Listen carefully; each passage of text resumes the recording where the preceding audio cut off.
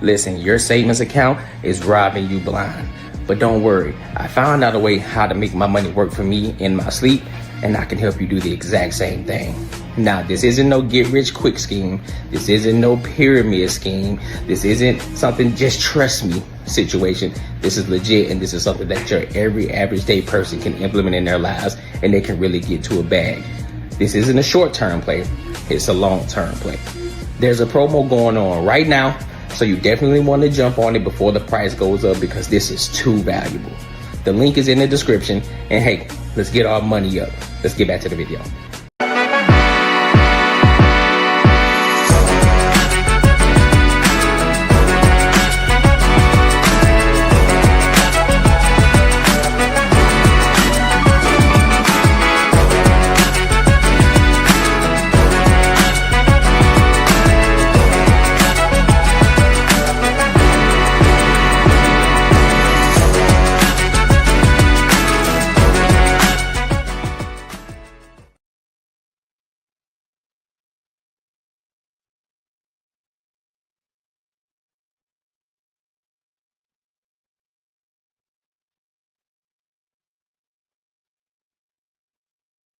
Can't hear me. Y'all couldn't hear me. But welcome to another show where we talk about everything under the sun. As long as we get back to the money, real conversations, real solutions. I'm your host, Courtney, and I got my dog Macaroni Tony with me. What's poppin', Twin? How's it going? Hey, you doing? What's good with your famo? How you feeling? I'm good, man. I have no week, so I had to switch it up real quick. I had to get the phone. Hopefully it don't die out. I feel it. We got well, the rest of the crew, they'll be in here, whenever they make it in. Marcus texted me, say he'll be he jumping in, but when everybody else get here, but they can just tap in. But we about to go ahead and get started with these videos. But before we do, make sure you like, comment, and subscribe for the algorithm, and make sure you hit that bell notification. And be sure to share this with your family and your friends. Listen, we trying to run these numbers up on the Courtney Show and the Banter and Barter Show. So definitely share this with your family and friends. All right. So let's go ahead and get into it. Let's go ahead and get into this first topic of tonight. And we're talking about, I guess, how do I want to frame this?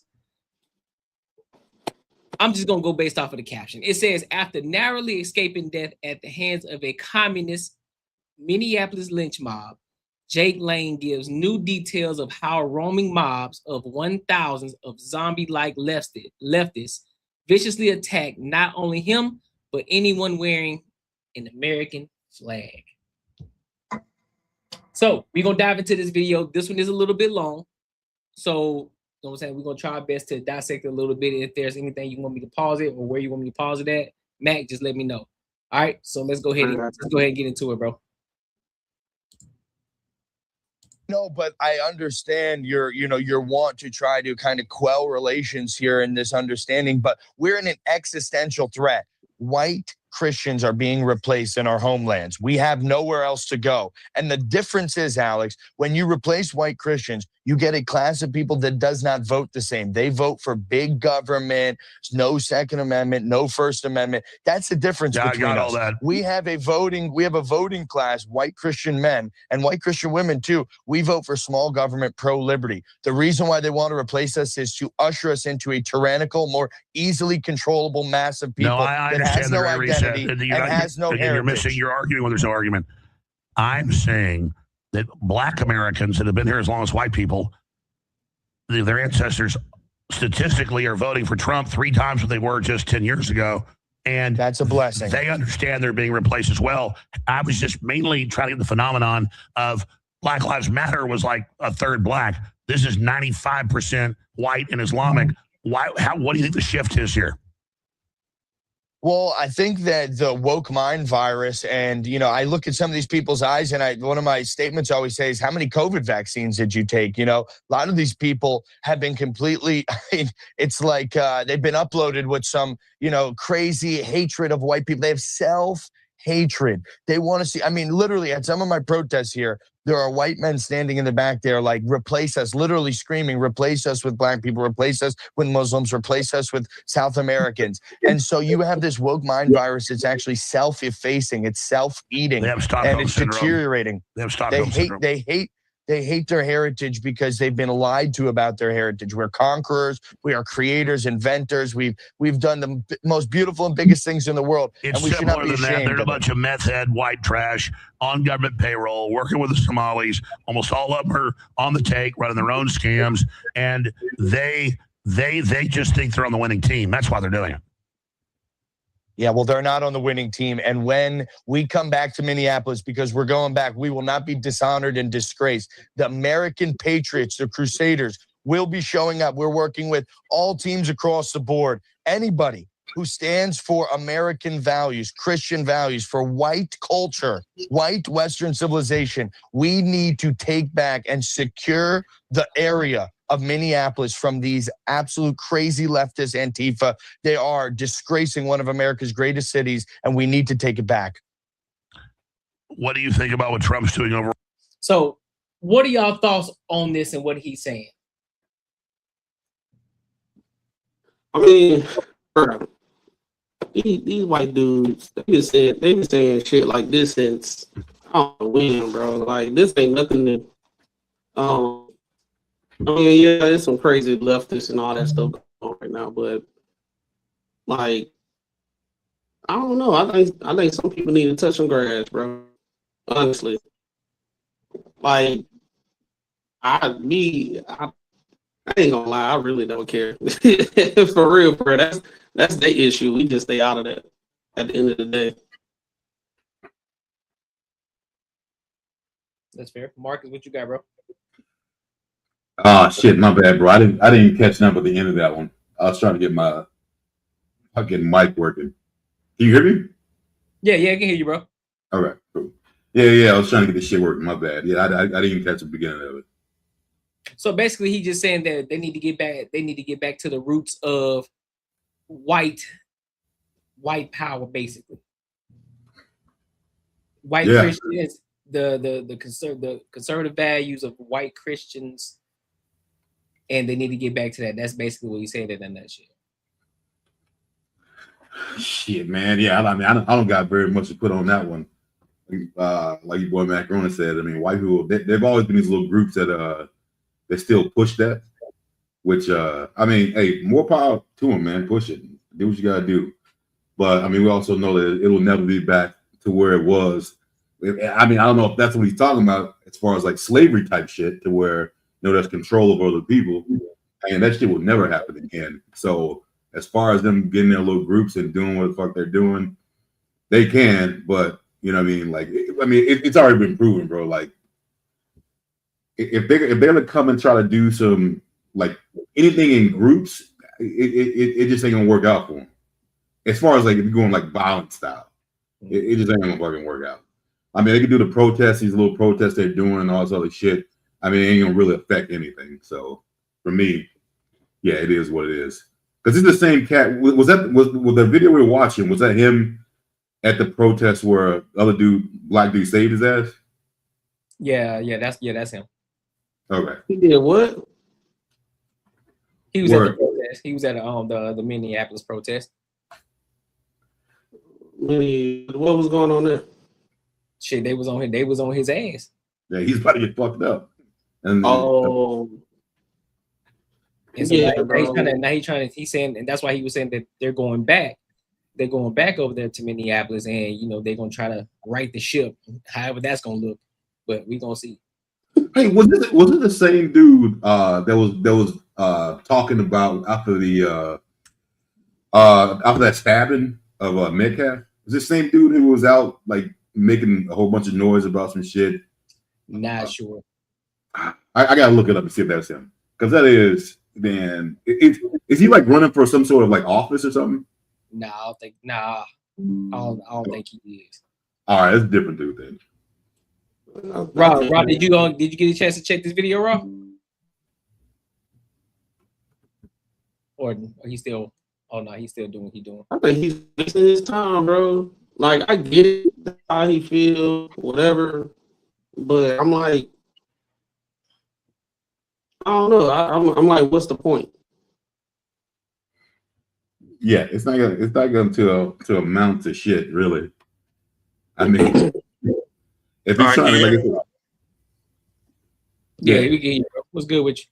All right, what's happening? I have to kill some of this background noise and whatnot. Hold on, you good? But yeah, I was able to see some of it, and it's just wild to me that Buddy was out there, he damn near got shanked and all this other stuff, and they asking him like, how do you feel about people saving you? And he's still over here trying to push agenda. And last time I checked, they said it's the same dude that was from like one of the January 6 takeovers or whatever that they did back then. Just like, okay, y'all pushing all this Christianity and whatever, that's fine. Don't get me wrong.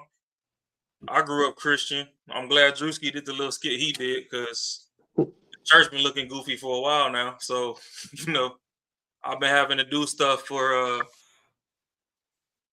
the crib. But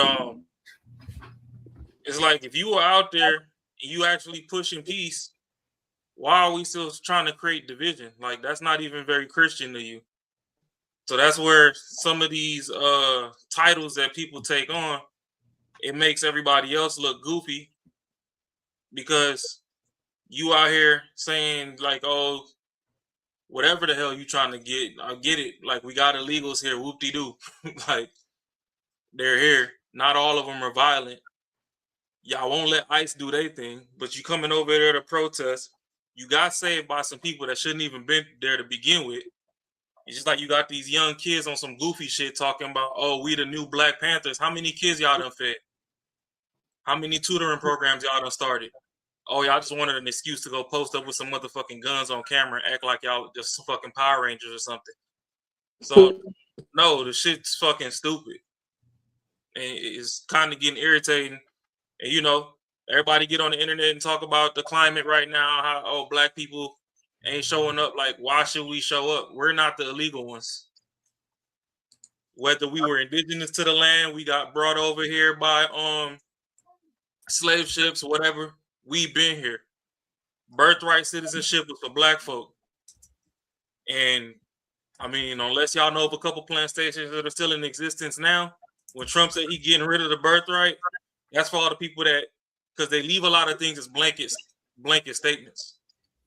So when you get people that come from other countries and come here, then they set up shop, and then they try to use that to get a child over here and ride off the coattail of that child, which is, those are the ones that are actual tethers, because then they benefit from our economy, take our money and send it back to wherever the hell they was from, and they go build mansions back home, and then in 10 years, they don't even exist here anymore because they a millionaire back home.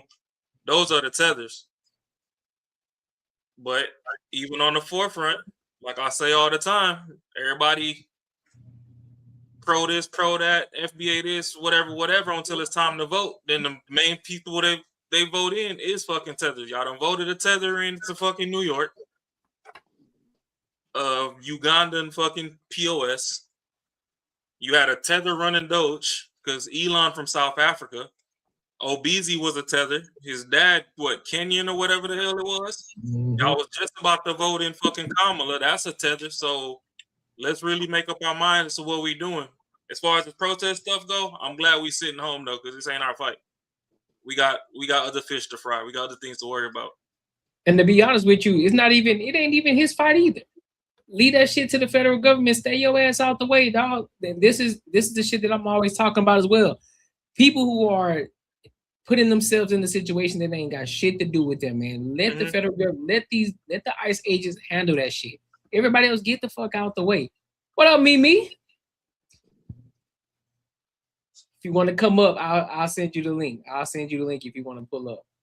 But yeah, at the end of the day, stay out the way, bro. That goes for both sides. That goes for the Black people. That goes for the white people who ain't got shit to do with nothing. If they're not coming after you, if they're not fucking with you, get out the fucking way. Let them do their job, dog. Because y'all doing too much. Now y'all causing more havoc. y'all in the way. You doing more. You're fucking up the situation than you're doing more than helping. But weren't these the same people that was scared of like martial law and all that coming? Yep. Like, if don't get me wrong, people are saying like, okay, these aren't police officers or whatever the hell you want to say. Either way it goes, it's a government agency that's in charge of a varying degree of authority. Yep. When y'all do all this bullshit, don't y'all think that y'all triggering the enactment of martial law? Like, we done already seen National Guard in fucking LA earlier into Trump's term when they was doing all that bullshit, burning flags and all that. Now they trying to get people out here. Don't get me wrong, the way that they doing some of the stuff is extremely wild to me. So I'm not saying that I'm agreeing with, the way that they're doing things. But at the same time, y'all going up there and jumping in the way and throwing stuff at people and whatever, y'all escalating stuff. And hey, if y'all jumpstart whatever plan they have, then it is what it is at that point, because clearly nobody's listening to just, if you're supposed to love thy neighbors, you love thyself or whatever, I'm pretty sure half these people that you're fighting for, they're not even putting their own self in harm's way. So what are we really talking about here? Y'all out there dying in these streets, blocking streets, throwing stuff at all these people and whatnot, and then they at home still running up a bag while you out there getting your head bust open. Like, let's really make it make sense. Y'all want to know how long this been going on, bro? Y'all can hear me? Yeah, you can hear me, bro. Did y'all remember the episode on South Park when instead of saying immigrants and all that type of stuff, they were talking to these people from the future? Take our job. That's all I see on this situation. They take their job. They take their job. Yeah, I don't understand what gets in these people that they want to go out and actually, like, they must just don't know consequences, man. I don't get this shit at all. The fight ain't about you, and you going out there trying because you got so much privilege. You think you go out there and you doing the best thing, and you just fucking shit up, especially for your own life. Just like old girl we were talking about who went out there like who ended up getting shot and shit. I mean, that was just crazy. There's too much privilege for in some of these people that they think that they're above the law, and they're actually doing some actual help. But I will say though, hey, I'm glad that young black cat did help this dude out though, because it makes us look way better that he did. And this little asshole pretty much wasn't on board for it. So I'm glad like we have some people who are like the bigger person in those situations, and then help his ass out, because you can't say nothing bad about the black dude that did it, bro. So I'm glad that shit happened. Hey Courtney, can you bring up You Sound Broken's comment in a second? His last one? Yeah, I got you. All right, boom. So You Sound Broken says, they come for any of us, they will eventually come for all of us.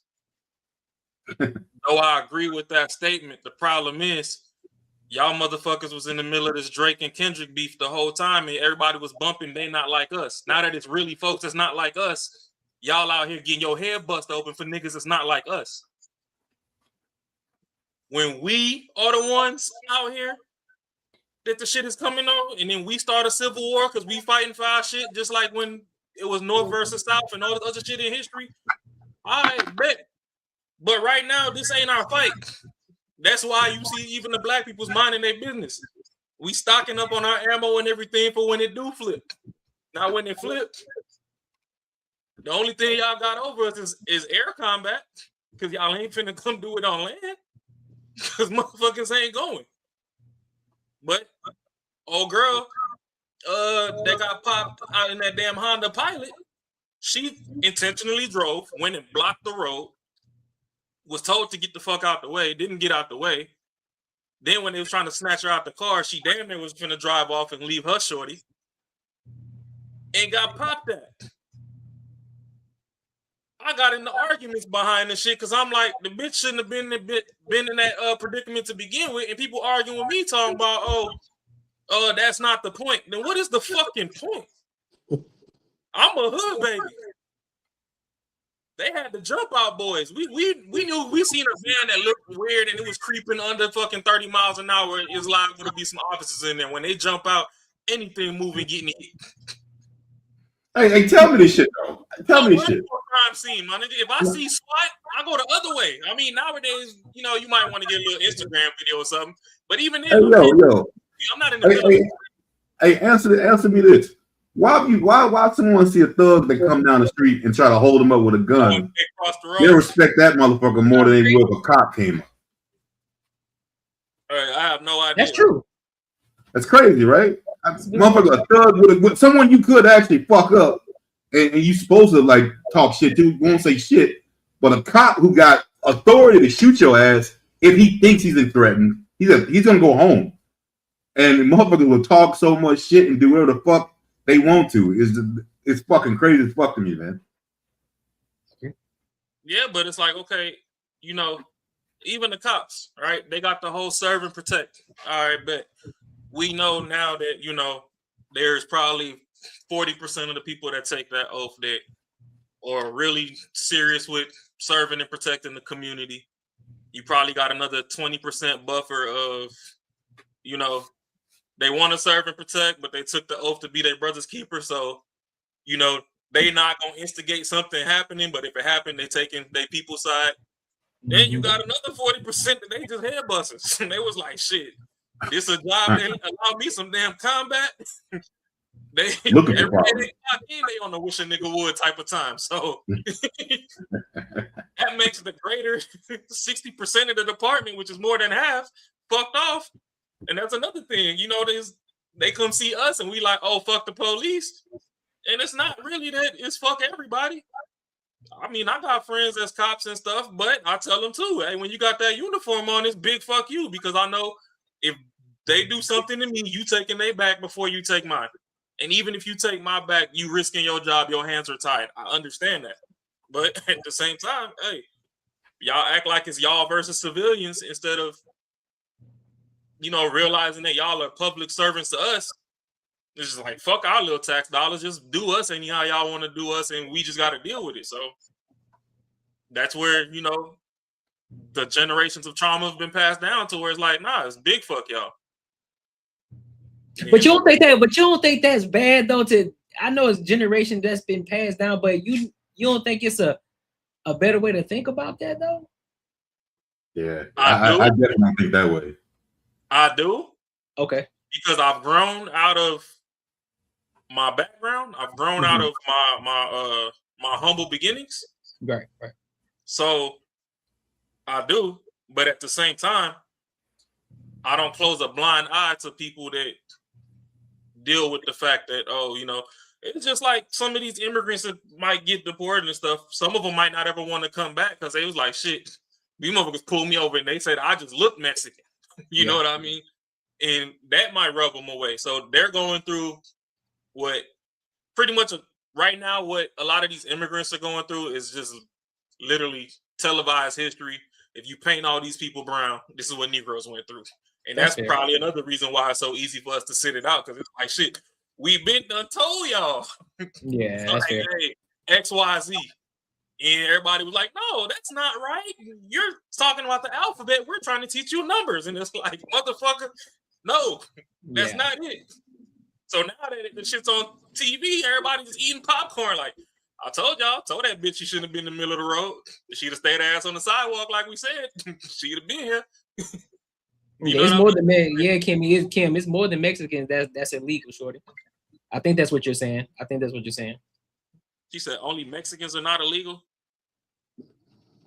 Yeah, because there's some other illegals too that aren't Mexican. There's a lot of illegals. I mean, if we want to go down the laundry list, Mexicans, Haitians, Canadians, like motherfuckers ain't tax exempt. If you from the extremities of the border of the confines of the USA, you're illegal if you didn't do your due process. Now, what sucks is that due process. Some people it might take a year, some people might take 10 years, which kind of fucking sucks because there's a lot of people who, you know, they was 2 weeks away from getting their papers and they've been here working under the table for 10, 12 years. It fucking sucks. Don't get me wrong. when I think about that, when I think about due process, I think about the military. It's a hurry up and wait process. Hurry up and get your paperwork in, but ain't no telling when you're gonna get that paperwork back and all the shit that you actually need in order to do things that you need to do. Yeah, That's so you just got that's to do that's your the due diligence, and then as soon as you do your due diligence, then they start fucking with you. yeah. Because you can submit everything, and then they wait 3 months and be like, "Oh, well, we're missing it." Like, motherfucker, I know. I got photocopies of what I turned in, and if that shit is in my file, y'all fucking around. It's like, you know what I mean? So now it's a big back and forth. That's and a it good really, point. really That's a good point sucks. too, yeah. That's a good point too. Some people got the money to move the needle a lot faster. I don't disagree with that. I'm pretty sure there's some people who told a little extra dollars, like, hey, listen, do this for me real quick. I need you to move this paperwork. I need to hurry become a citizen real quick. I'm gonna throw you some extra dollars. Some people do that. I don't disagree. Yeah, I mean, that's why some of them come and they work under the table, and everybody Yep. act like, you know, it's the end of the world. Which, don't get me wrong, yeah, you taking jobs out of citizens, you taking it out of their access, but Yep. at the same time, if some of those people are saving money by paying these people under the table, they still paying the same cost of living we paying. Yeah. So it sucks, and it's just, you know, we so capitalistic that everybody's for profit. So they could shave a couple points here or there. Just shave them. Like I said, y'all see my name. It's Unbiasedly Raw. I ain't gonna act like I'm blind to what the fuck going on. Yeah. A lot of this shit don't make sense, but at the same point, standing in the middle of the street trying to protest when you got a whole good, clean sidewalk don't really make sense. Because, hey, what if one of these motherfuckers run one of y'all over and they just blame it on the floor mat? You know, Toyota and stuff back in the day had a couple recalls because their floor mats was cut wrong and they get the gas pedal stuck up under there. Yep. They can say whatever the fuck they want, and after investigation, if they want to take their side or not, they walking. You still gone. You in the upper room. You a butterfly now. Yeah, that's true. So, yeah, I don't know. Shit wild to me though. Like, I don't understand how people run towards danger and then I'm supposed to act like I'm feeling sorry. Like, nah. At all. I don't feel sorry at all. When that motherfucker ran back in the block, I'm on the other side of the block. Thanks. But hey, but this is still the type of shit. I seen you.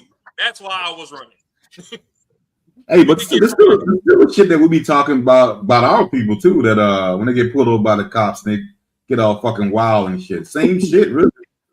Well, this is the same shit. No, like, yo, why the fuck are y'all doing that shit? It's stupid.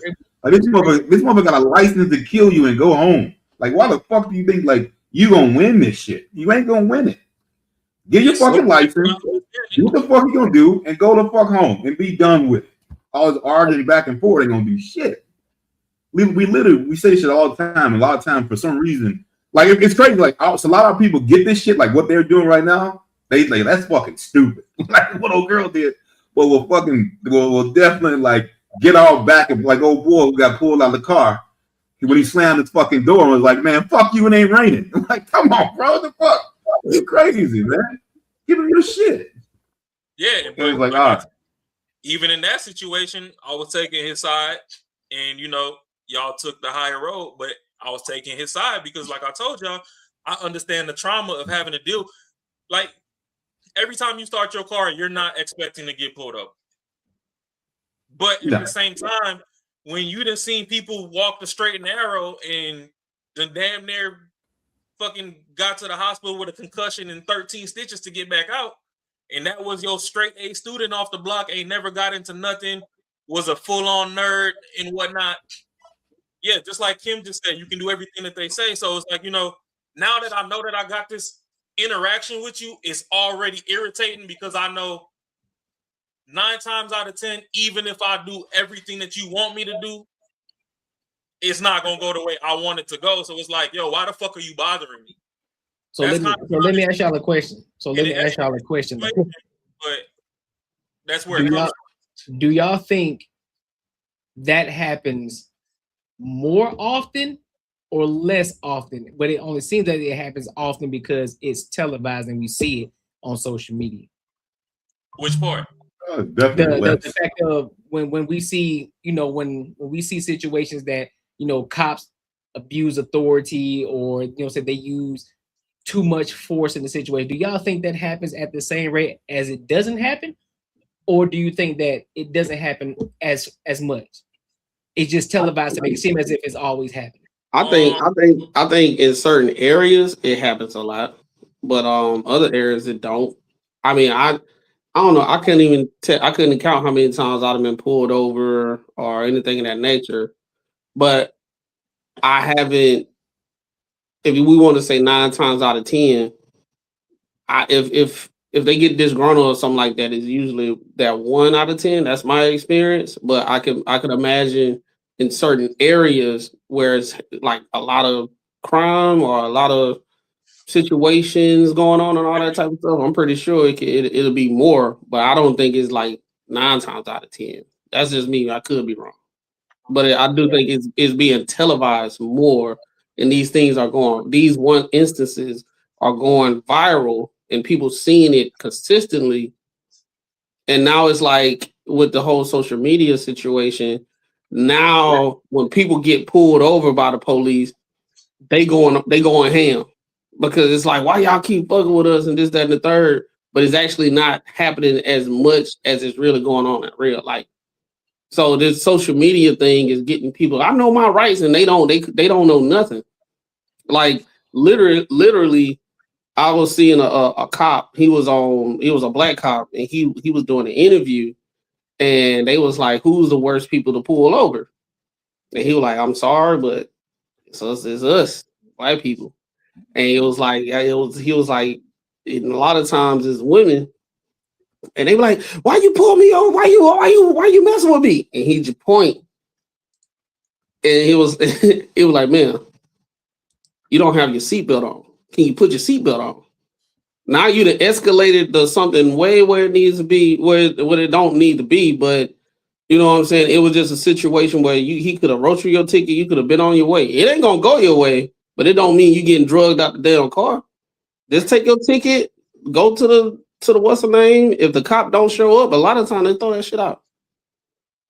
Bro, I mean, honestly, like recently, like in the last like probably like 10, 15 years, I ain't gonna lie to you, man. I probably only seen maybe a handful of those videos to where the cop was 100% out of order.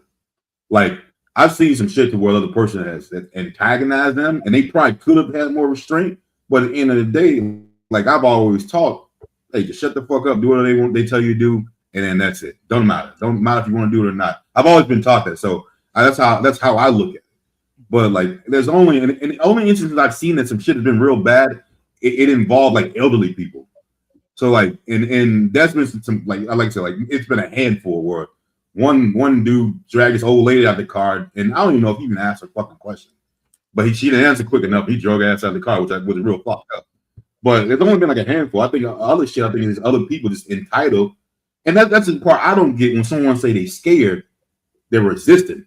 That's what I don't get. Like, if I'm scared, I'm not saying shit. I'm doing the fuck you tell me to do. I'm not gonna resist. I'm not gonna fucking fight back.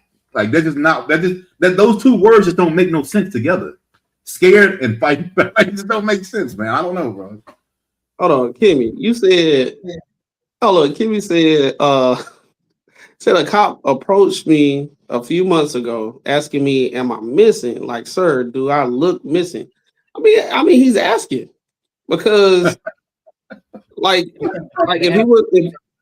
if you look like the description of somebody missing, he's going to ask. Because it's not like every time somebody missing, that mean they were that they was apprehended and they was like what's the word, kidnapped. Some kids or some people, they run away and they just be out on their thing, and they automatically put a APB on people that is a missing person, right? It ain't even got to be a missing child, a missing person. This person, they family said they haven't seen this person in months, and they suffer from schizophrenia or things of that nature. They have some kind of mental situation. So they might be having a mental situation going on, and they missing. See, because why? Ain't no description. I live around all white people. See, And that's the issue. That's the prime example right there. I Courtney. don't believe you. I just don't believe you. That's the prime example, Courtney, because then they asking you a question to get information. You escalate the situation way more than need to be just because how you emotionally feel at that point. What living around white people got to do with shit? If they got a Basically, missing person with a black person, like what the fuck? Living around white people. Basically, she's saying like she probably the only black person around. If she was white, then they probably would. Yeah, she lives in a good neighborhood and shit. How you mute, bro? That's wild. Though. We good now? Yeah. Use the okay, bet. So to answer the original question, I'd say probably, and Mac did shoot on a good point because it is area specific. You know what I mean? But I'd say probably 30 to 40% of the interactions is just really like that. But what's portrayed on TV makes it seem like it's, 70 to 80. Until like you break down to, specific areas, because that was just like a nationwide sweep. But then, I'm from the Bronx. Shit was ugly for a minute between cops and civilians. The boys in LA would tell you, back in the day, they intentionally went out of their way to go hire cops from the South that was racist to be on the police force to go handle folks in LA. So, you know what I mean? Like, them motherfuckers, if your window tint made you look like you was a Negro, you was getting pulled over. You know what I mean?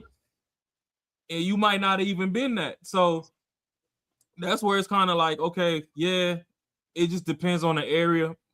But families also pass trauma down too. It's just like how your kids could be playing with some other kids on the playground and that kid call your kid the N-word.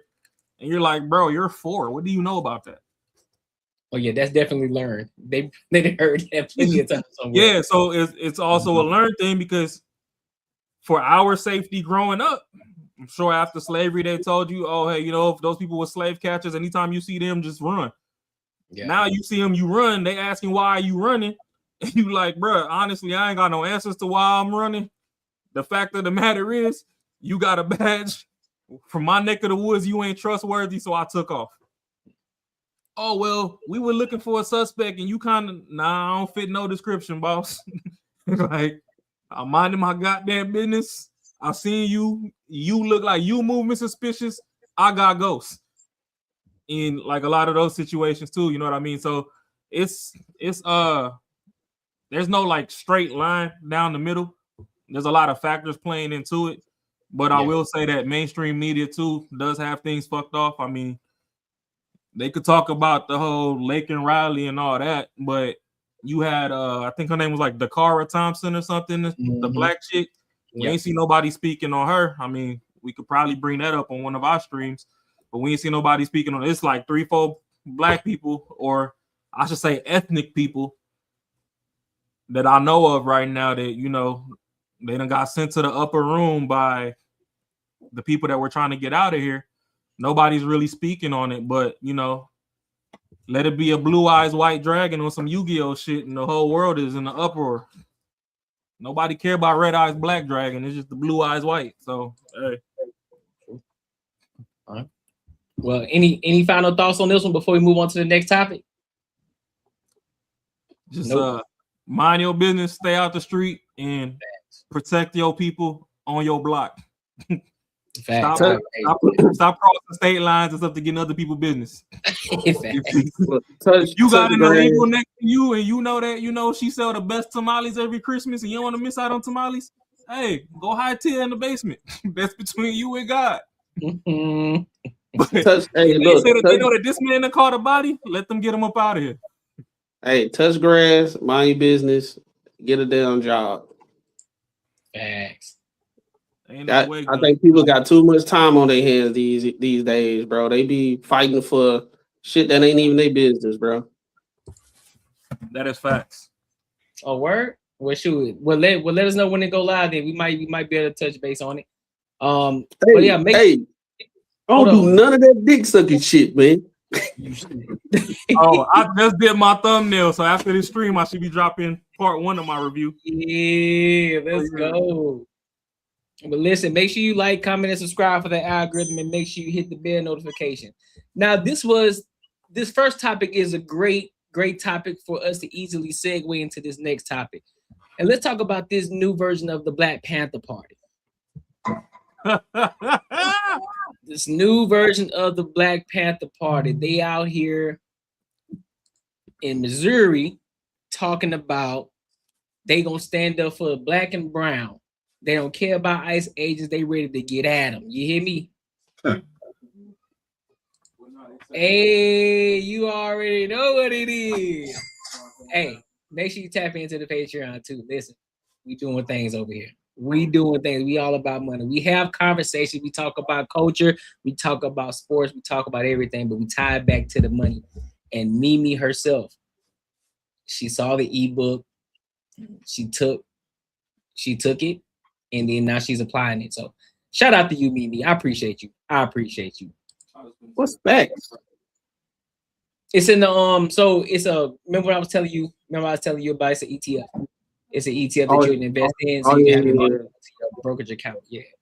So, but yeah. So let's go ahead and move over to this next topic. Black Panther saying that listen, he's willing to pull a hole in any ICE agent bigger than the window if they try to step. So we're gonna listen to it. The video is a little bit long, so if you need me to stop in between, let me know. All right. So let's go ahead and rock out. You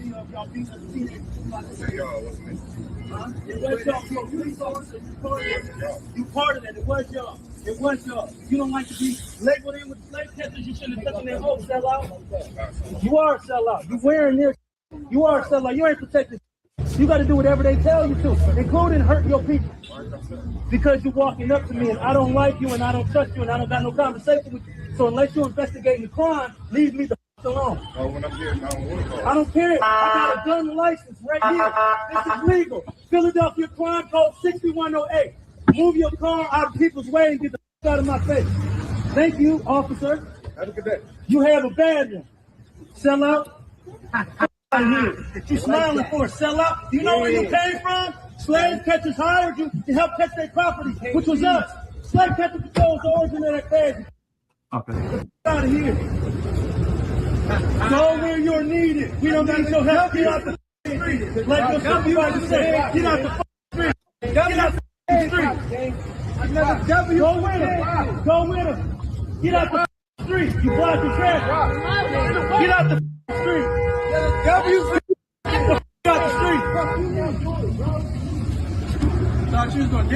In Philadelphia, Pennsylvania, the Black Panthers were present, which led to the cops showing up. The men knew their rights, and we saw a walk-off from the police. No ICE agent ever run up on me. I guarantee you that when I put a hole in their chest the size of a window, safe line repair, safe line replace, that's what's going to happen. They touch me. Unarmed woman was killed by ICE. If you think you're about to come and brutalize the people while we're standing here, come around and find out. Our interactions with the police and ICE, and we hold them accountable. We patrol the community and we hold them accountable. The Black Panther Party from South Defense, we're the same Panther Party from back in the day, but we're a little more aggressive now, you dig? Carry bigger guns and we don't take no places where there are a lot of immigrants at. I think that the community around them needs to take special care to them and it needs to start escorting them to and from everywhere. Are any of these cats full black? That's what I was just looking. It's always the mixed looking dudes that always got this identity crisis. And so they got to go extremely hard for the black community. I'm like, bro, sit the fuck down somewhere. These are the most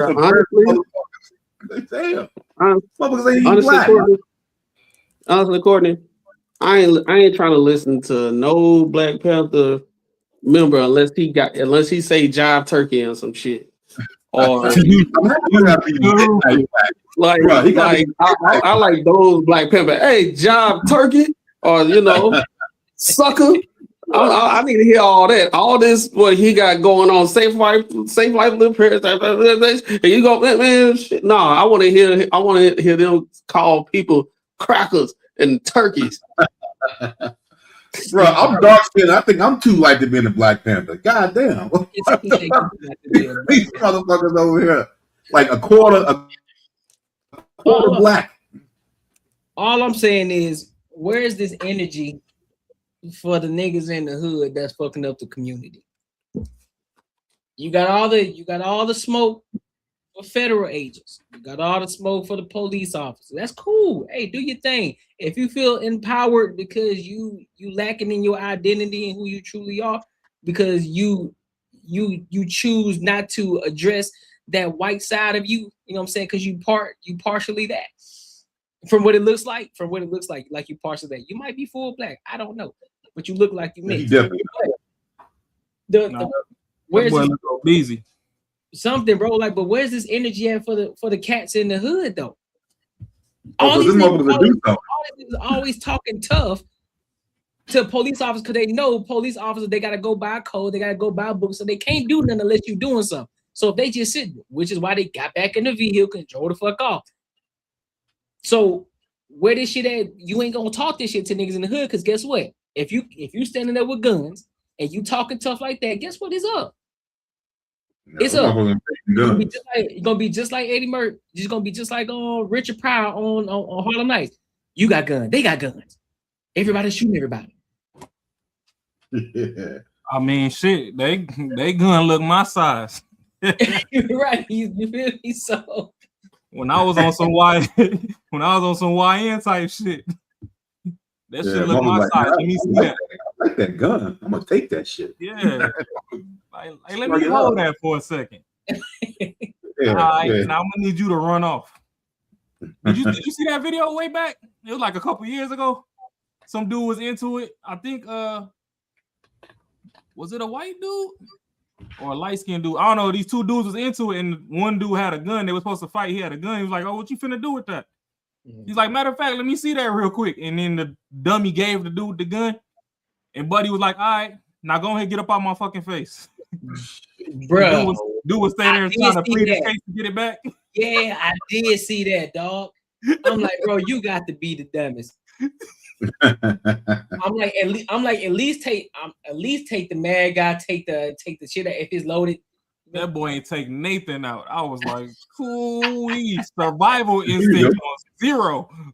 Dog, that's crazy. Where to make sure that they're safe, because them ICE agents ain't gonna act like that if it's a bunch of people standing outside with assault rifles and shotguns. It's a semi-automatic shotgun. That means them shotgun shells that shoot out of a pump, they shoot them rapidly. If you are gonna legally arm yourself with something bigger than what they got. Those who serve in the public, they should be fearful of the public. They should be fearful that the public is going to be dissatisfied with their job that they're doing, not feeling like they're tyrants, not feeling like they're bullies because they got guns and body armor and walkie-talkies. That makes them immune to whatever the people will do. I think you want to correct the ideology of the pig and the mentality of the slave catcher. You meet them with equal force. All power to the people. No power to the pig.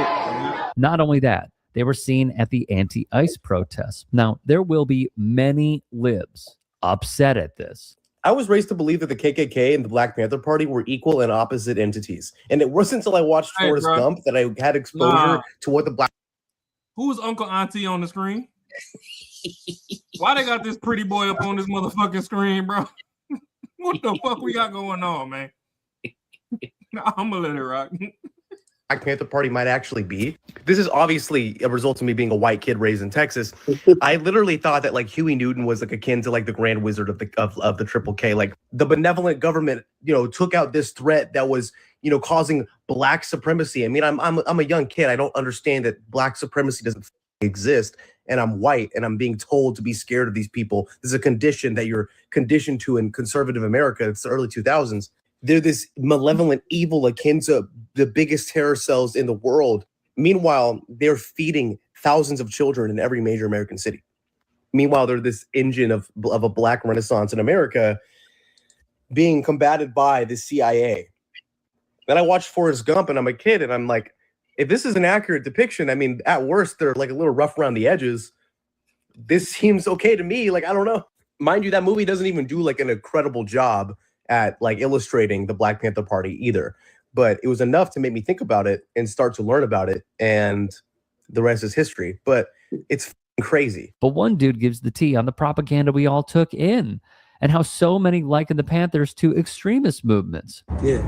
And just open-ended, any comments you want to give to like my generation, the younger generation, or just any generation. Legally arm yourselves and unify, or else you will die. And I mean that in a literal sense. You see on the news all the time, Renee, you know, everybody say her name, Renee. Renee. Right? She just got shot in the face by ICE. Whose pawpaw is that, bro? I don't know, bro. This is why we don't respect the OGs, bro. That's lame, man. Yeah. Who bitch ass pawpaw? Yeah. Nah, this is disrespectful to the real Black Panthers, yo. Facts. Like, y'all ain't got no community programs. Y'all ain't got no receipts on none of that shit that y'all been doing for the last 10, 15 years, but y'all just pop out the woodworks with some blickies because you got some legal firearms. Oh my God, we're gonna. Them ain't even niggas. Nah. Y'all crying for reparations and all this shit. We ain't even got that yet, and you over here worried about some fucking illegals. The other one over there, what they had on his last name, Private Cortez or some shit. Who, Man, that Kid and Play looking ass nigga? Or Rodriguez. Brothers. Listen, bro. Listen, I'm in agreement with you, Rob. Listen, man. I don't care about none of this. All of this, weaponize yourself and become familiar with your gun laws, bro. That's cool. That's straight. But you ain't teaching shit, bro. All you doing is repeating the same shit that was happening back then, bro. You ain't doing nothing. You ain't improving the Black community. All you doing is looking degenerate, just like everybody, just like a lot of these other degenerate motherfuckers. You just an organized gang, bro. If you're really trying to improve the Black community, bro, let's start buying back the block the way that you're supposed to. Stop reading this shit. Start creating programs for the children, because guess what? The children are the ones that's next up, and they see this bullshit that y'all got going on. You ain't giving back to the community. You ain't creating businesses. You ain't creating jobs for nobody. You just out here talking, well, we gonna stand up. We gonna stand up against the ICE. We gonna talk, man, fuck all that. We gonna put a hole in you bigger than the window. Bro, when are we gonna stop doing all this tough talk shit and actually start doing something for actually the community? When are we gonna start doing like something? Corey Holcomb right now? Yeah, you feel me? Oh, come here again. Come here again. We gonna shoot you. Come here again. Right, you feel me? Like, this shit crazy, bro. But nah, all jokes aside, this shit is real disrespectful to the forefathers, man. Like, those people had community programs. They was helping all the single moms, all this other stuff. Like, we ain't seen you do none of that. Y'all skipped everything else that they put in place, and y'all fucking came over here with some Spirit Halloween fucking costumes and some blickies talking about, oh my God, we the whack Panthers, and we gonna shoot you if you come over here for these illegals. Yeah, Black Panthers didn't give a fuck about nobody else but people who were Black. Like, I don't know what the fuck they doing, man. If you ain't have motherfucking 4C hair, get the fuck out of here. Insane, man. Then you got these pretty boy Puerto Rican ass cosplaying ass niggas with somebody's biker gang pawpaw over here with the gray beard talking about we the Black. Man, get the fuck out of here with that shit, yo. That's why he's like Star biker gang. Man, boy over here look like he in the Soul Brothers and shit. Fuck out of here with this shit, man. Hey, watched Black Dynamite 3 times and thought they was on to something, and they still ain't said no jive turkey for macaroni to clap for him. Hey, that tranny. I guess that tranny stuff goes He said one. He said one. He said pig. I was like, okay. Okay, but still, y'all doing this. Don't disrespect the Panthers. Come up with a new name. Y'all the illegal kittens or something, but y'all assembling and y'all still ain't even said nothing about Black people. You said come over here and mess with these illegals again. Okay, well, what part of illegal don't you understand? For one, and for two, y'all ain't over here protecting the illegal Haitians. Y'all protecting the Venezuelans and the Mexicans and shit. Like, y'all ain't even protecting the ones that is sliding under the radar that, you know, is the quote-unquote tethers and all that actually look like us. So miss me with the bullshit, man. Quit cosplaying. Leave the greatest parts of history, leave that shit alone. If you want to assemble, come up with a new name, come up with a new fucking goal, come with a new mantra. And if y'all the Black Panther Party, should nobody in your zip code be getting less than a 3.5 GPA out of college, and should not a motherfucker be failing in school. Because if you still got totted niggas in your fucking area, then ain't no need for you to be out in these streets with no blickies. Talking about some protesting. Maybe protesting all these parents and shit to get their kids in school and start teaching them to read. That's what they need to be doing. I mean, at least go download Duolingo and learn Spanish, nigga. You get paid more if you know more than one language. That's true. So y'all out here fighting these other people's fight, and Lil Ray Ray over there on the block still gonna grow up not knowing how to read and gotta go move packs, knowing good and damn well there's 100,000 more cameras on every block today than there was in the 80s, but a nigga think he finna be Frank Lucas. That shit is dead. Well, they got to build a robot. They got more smoke. They got more smoke for everybody else except like using that for us, the black people in their own area. I ain't never seen this much. Protection of legal immigrants and everything. I don't never see that on the other side, where in the black community, just like Courtney was saying, I ain't seen no food drive. I ain't seen no line. I ain't seen no line for them to have these kids that don't, the mentorship program, if they don't have a dad, they supposed to be in that thing learning martial arts and all that type of stuff, learning how to read, getting their stuff together, their IDs and all that type of stuff, so they can get all the paperwork, so they can get a job and all that stuff. They sitting here fighting ICE for some illegals. Make it make sense. Like you woke up today and said, "Yo, we about to fight ICE because what they doing to the illegal immigrants is wrong." But then if you play the video where Obama came out and said, "Hey, yeah, y'all illegal, we're going to deport you," and then you have to come in the U.S. in the right way, and you're going on the back of the line behind the people that's been doing it the right way. Obama said that. Hillary said it.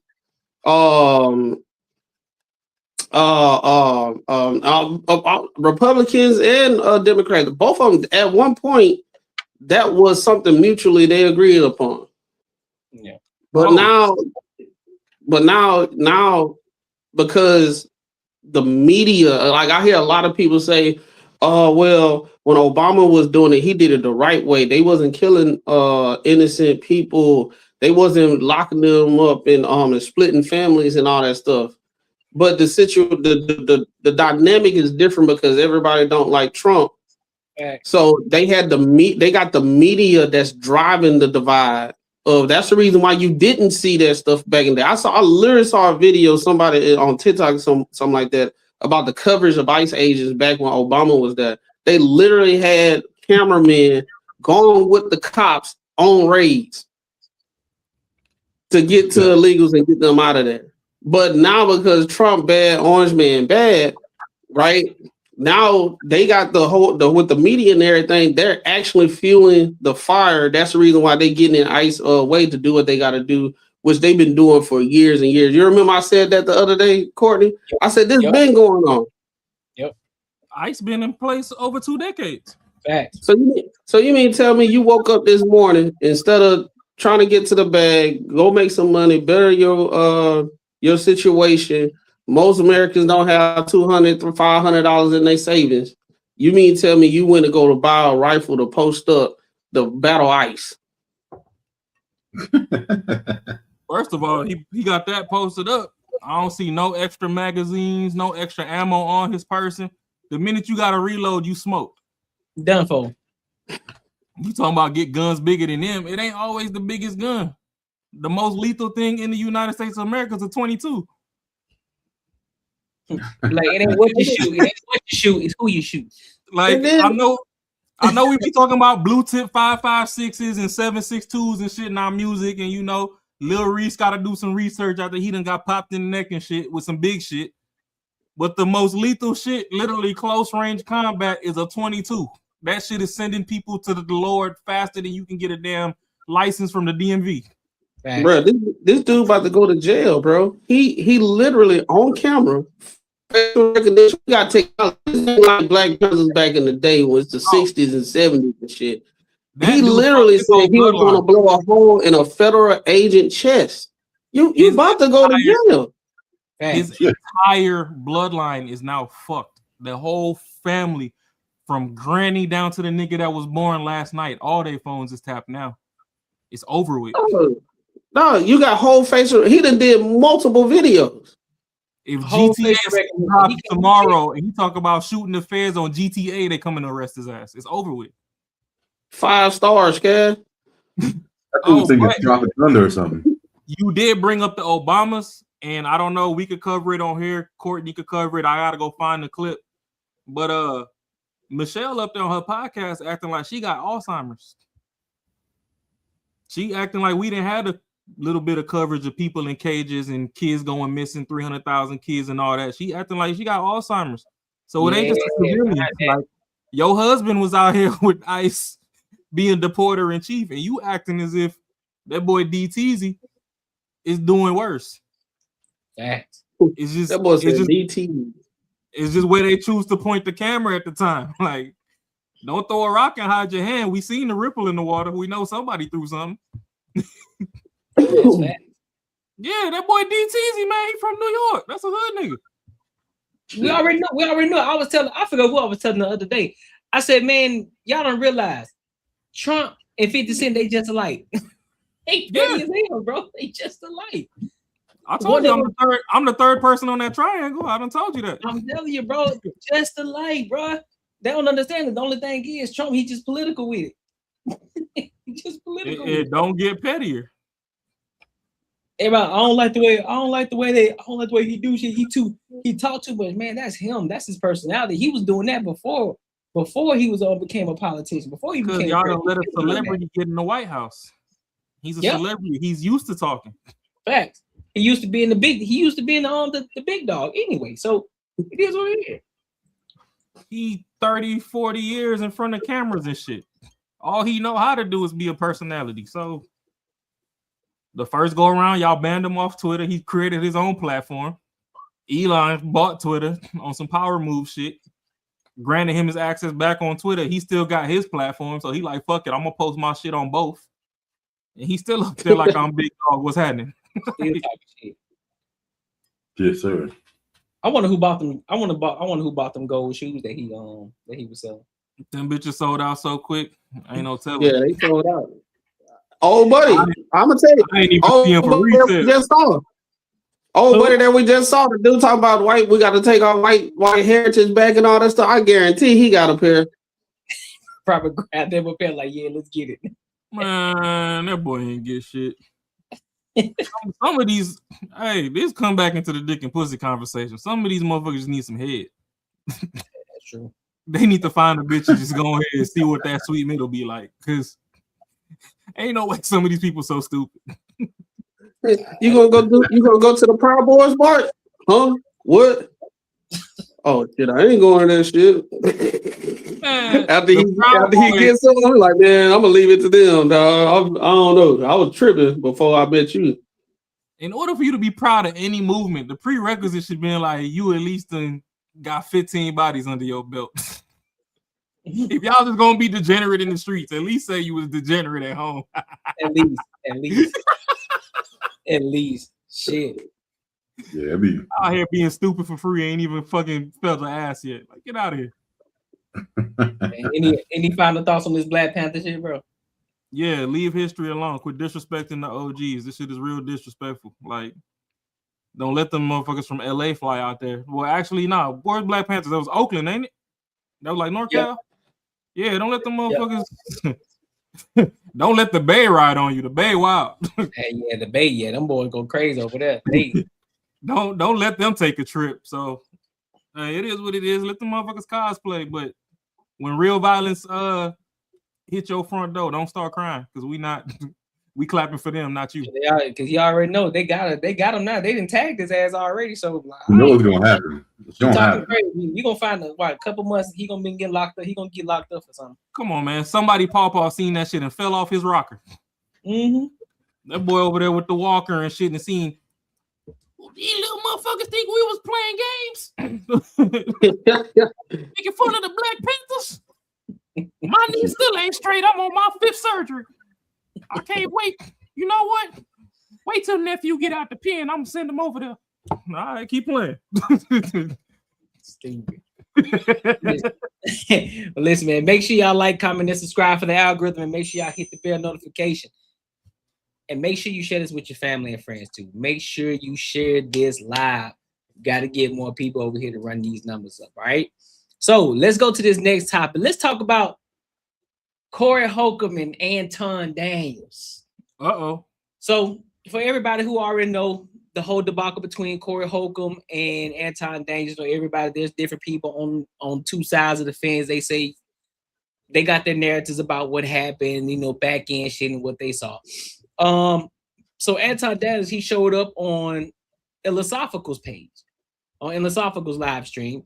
And for those of y'all who don't know the backstory between Philosophical and Anton Daniels, they had this back and forth a while back when Anton Daniels was on the Peef, and he ended up pulling up to Anton Daniels' page or during his live stream, and you know they went back and forth. You know they was going at each other's head, and so 2 years later, Anton Daniels showed love, pulled up to Philosophical's page.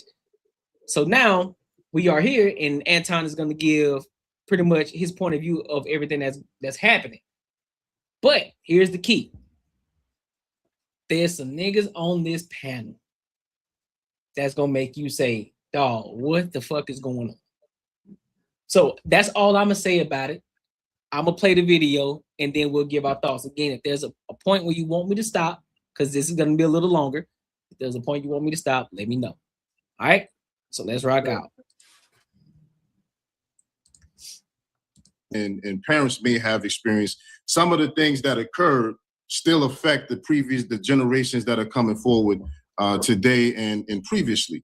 So I just wanted to, make that distinction that just because it's not the same type of racism that our grandparents or parents may have experienced, there's still forms of it from government policies that were implemented that causes generational impact. Specifically, when you look at how wealth is passed down through generations, like even the 2008 housing crisis, most of the wealth that the Black community had built up from the civil rights era to the 2008 housing crisis, a lot of that wealth was wiped out in that mortgage crisis. You know what I mean? So, yeah, but but just a quick interjection. That was not understanding economics. That was signing poor mortgages, right? Because just real quick, right? So again, now we get to conflate our lack of knowledge and our lack of learning to the opportunities and things that we have here, and taking opportunities and taking advantage of those things. You just always go back to racism, the white man. No. We are not where we need to be and should be politically, economically, or so. Like understanding a lot of these processes, bro. How long? I'm not talking about the mortgages that were taking out during the subprime mortgage crisis. I'm talking about the wealth in housing that was developed from the 60s on up until that point. Not those subprime mortgages that were taken out by everybody, not just Black community. You know what I'm saying? Mm-hmm. Well, first of all, let me say salute to the panel, salute to Philosophical.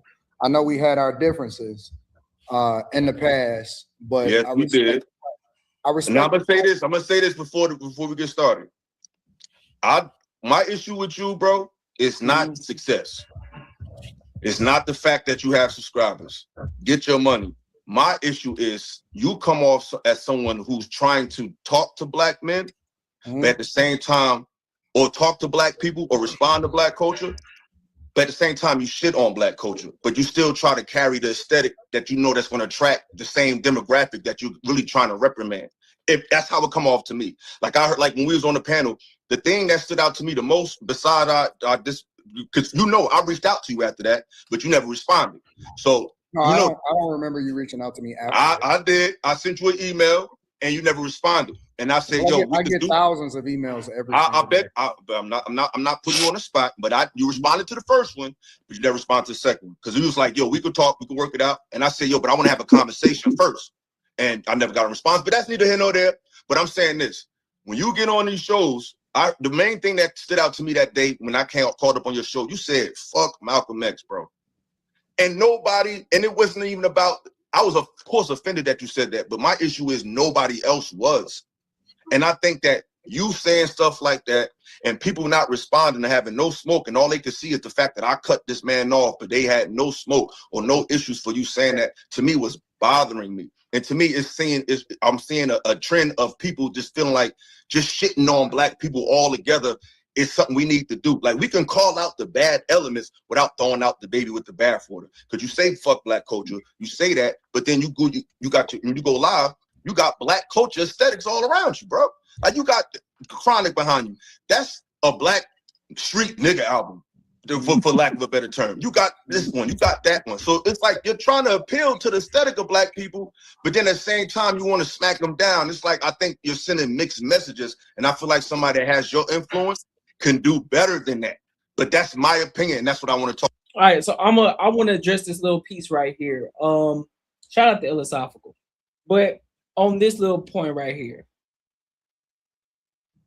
I see what Philosophical is saying, but however, he's missing the entire point, because he's trying to conflate the two. Just because you listen to rap music, that necessarily now all of a sudden you shitting on the whole community.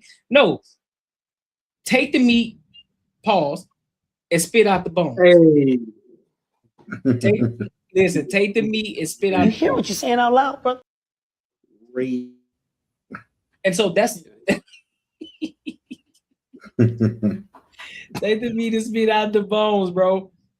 That's all you gotta take from you. Y'all, they worried about the type of music this to my black aesthetic. He's still black at the end of the day. But he tells you over and over again, I don't represent the shit that doesn't represent the best side of us. The shit that don't represent the best side of us, throw that shit out the window. That doesn't mean that take away rap music. It doesn't mean that. Because a lot of times it is stories. It is stories that people had when it was rapping. So that's my piece on it. Anybody else got something before I play it? Yeah, like that's I mean, I feel the same way. It's I still understand about like this whole like culture, like especially people who are like pro black. Then it's like, if you're pro black, you love your people, you can't say shit about black people, like nothing. Like you can't say nothing that would even point out the truth of them being in a bad light, if they're misrepresenting, something that black people are doing, or they're just doing some fucking foul shit. Like, you just cannot, for some reason, you got to hold that shit back and only tell what other people are doing that's fucked up, that's of a different color. So for me, I don't understand someone who seems as smart as philosophical. I don't understand how you can't decipher the two, that you can critique someone and still love, if it's coming to culture, still love your culture or like respect your culture. So I don't get that whole thing to where it's either all or none. Like that to me just makes no sense. It's literally in anything. Anyone who gives a fuck about you, if you ever seen anyone who cares about you, they will point out shit that you're doing. Someone else could be doing the same shit that's fucked up, and they would not give a fuck. They'd be like, cool, go ahead, do it. But when you do it, fuck no, you're not doing that shit because it's not right. So I don't understand like how people just can't put that together. Like, if someone is critiquing you, then a lot of times because they give a fuck. But hey, we were going through the same, me and Courtney, we used to have the same conversation. I say the same shit about fucking Candace Owens and Officer Tatum. I used to irritate the fuck out of me because it was like, yo, these people are saying certain kind of shit to appeal to white people, like something they would say. It's like, all right, I got my representative over here. My black friend thinks the same way I'm thinking. That's how I look at it. It's certain things certain people say, but a lot of times I've listened to Anton. That's not what he's saying. He's not lying the conversation. Like, if a white person did this, like every situation, if someone black does it, followed by if a white person did this, then it'd be like this, almost like taking up for the white person. Like it's two different things, man. So like for what Anton does, what he's saying right now, I don't agree with it. So yeah, I agree. I watched this clip. I watched the whole thing at work, and I think it was too many. I think it was too many conversations going on at once, because, like what Marcus was saying, I think Anton was having a conversation saying from what his point of view was, and all the context. everybody had their own point of view of how everything went when everybody watched what went down. Philosophical, he's looking at a situation where he's frustrated with certain people like Officer Tatum and all them, and he's trying to apply it to the same thing as Anton. But and also he already got smoke for him for what happened back in the day. So I kind of understood that too.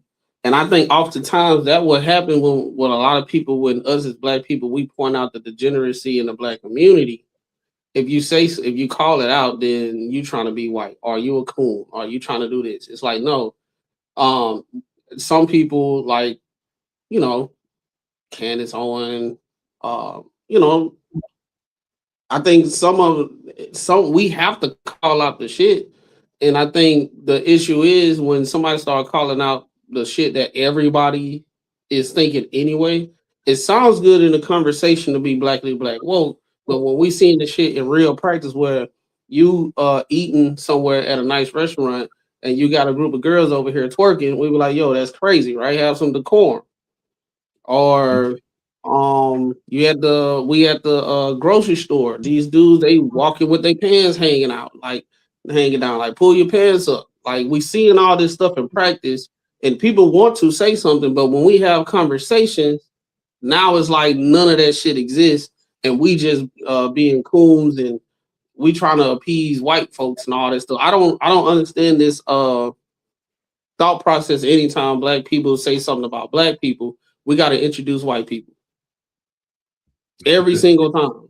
Like that's the reason why Corey Holcomb comes out. Like, what do you say about the white men or white people? Like, no, like that's the dumbest shit ever because I don't live amongst white folks. I'm around us. So only thing I'm gonna say is if I see some stuff that's not right within what I'm seeing, majority of it's gonna be black folks. So if I live in the black community and I see things that I don't like and I call it out, why would I bring up white people? Like, why? I don't know what they do. I don't live amongst them. All I know is what I see on TV. And when I walk by them at the store and they tell me roll tide because I got an Alabama shirt on. Other than that, I don't know what the fuck going on with what they doing at home or amongst each other and stuff, weird stuff that, you know, the white boys, they be playing those games. They be hitting each other in the dick and shit and doing all that type of shit. I don't know. But I know what's going on in my community because that's what I see on a day-to-day basis.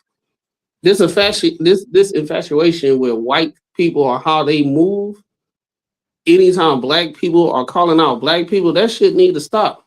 Because is the conversation can't go nowhere. We can't even better ourselves. It's the same situation where if we talking about men and women, talk about relationships. Anytime we start saying the things that men don't like about women, right? We got to derail the conversation and talk about, well, men do it too.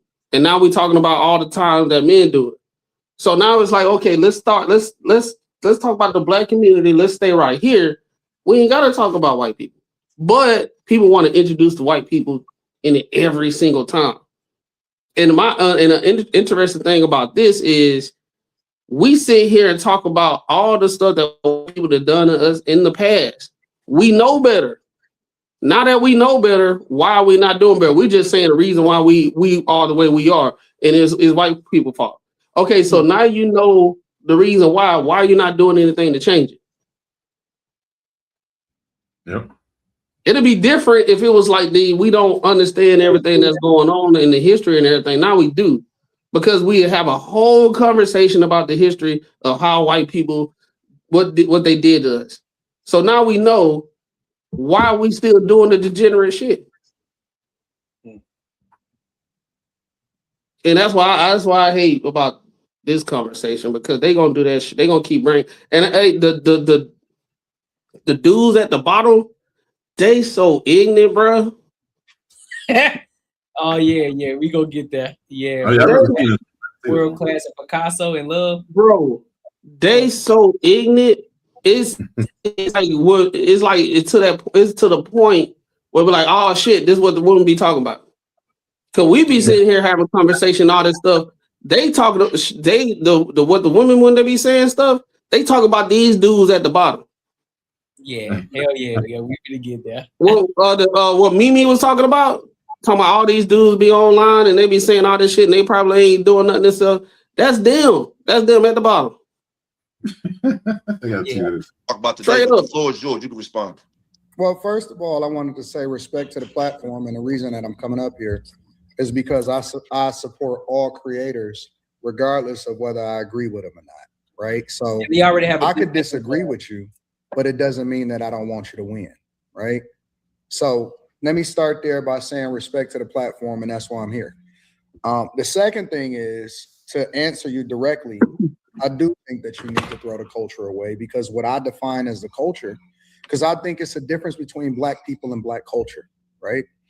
What we push as Black culture is the things that we celebrate the most.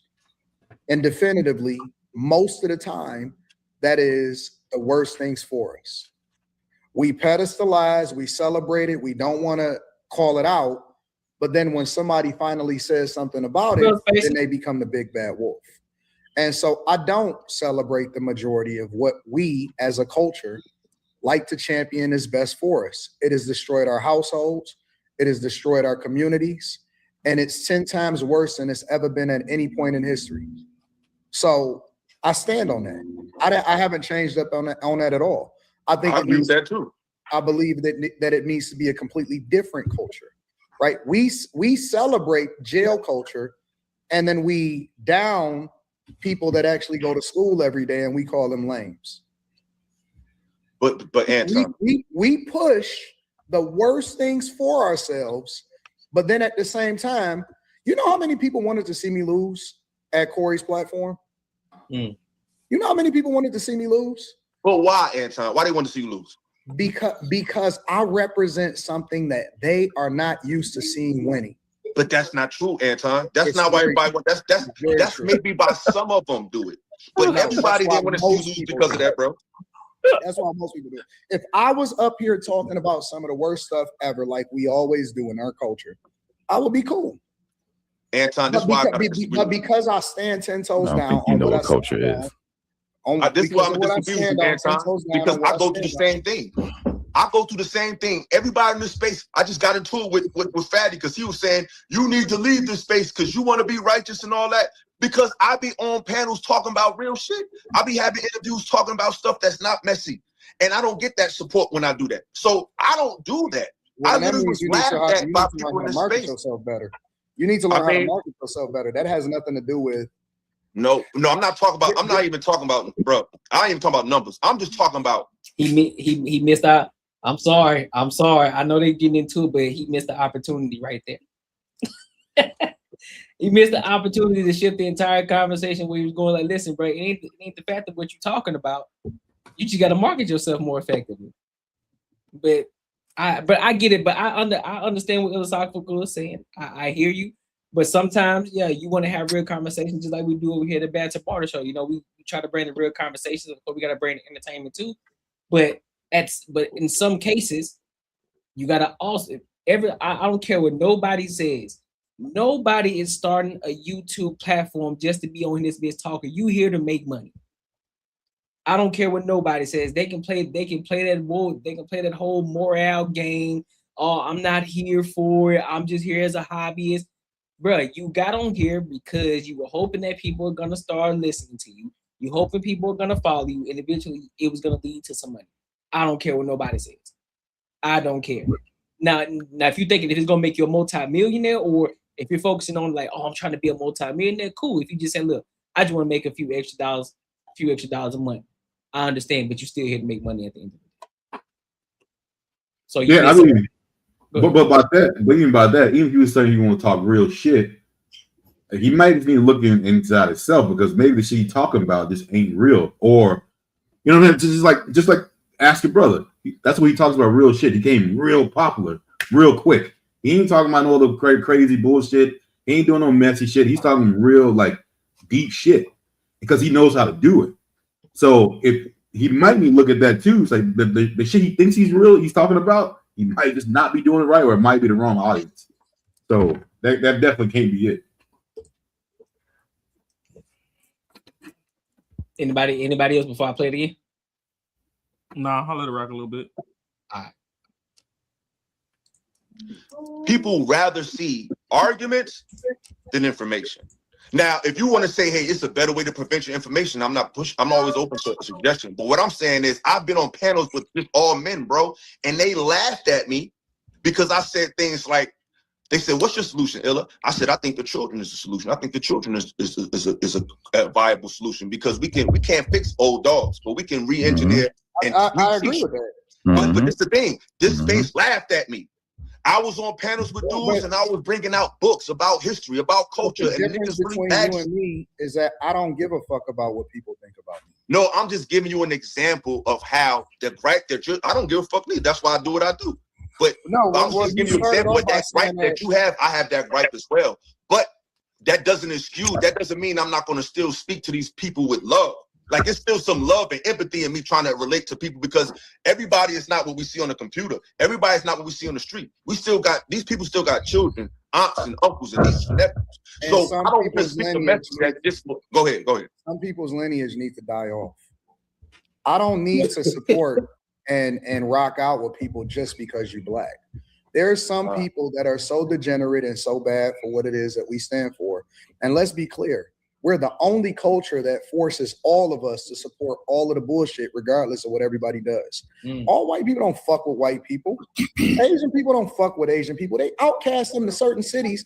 If you go over to Japan, if you go over to Tokyo, they got whole cities that's dedicated to motherfuckers that can't come outside, based off of the fact that they're not contributing to the culture and they're degenerate. But we're the only culture that we have to support it all just because I'm black. No, I don't. No, I don't think we need to support all the bullshit, but we still have to give freedom. But let me just say this. I think that what you said, as far as ruling in love, I don't believe in that.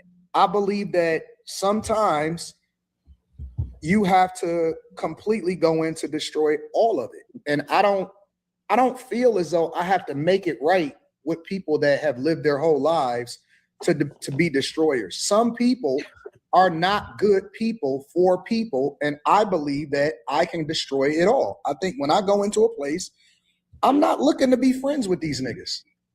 I don't need to have a conversation with everybody to make it cool. And let me be very clear.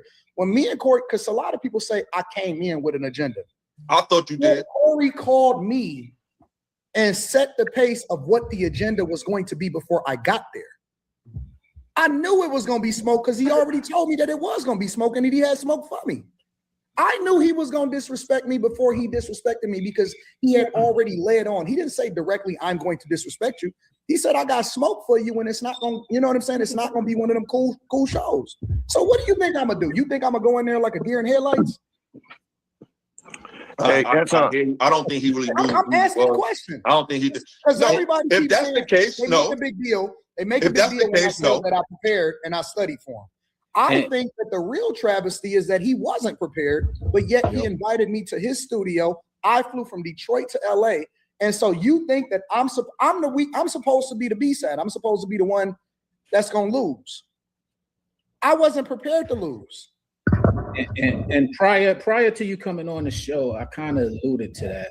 Because quite frankly, like I told the brothers here, y'all both won because y'all basically have us talking about it.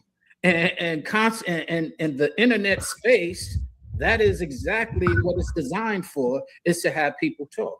Whether they're talking negative or positive does not matter. The point is, we're sitting here talking about it. So I commend y'all both on that.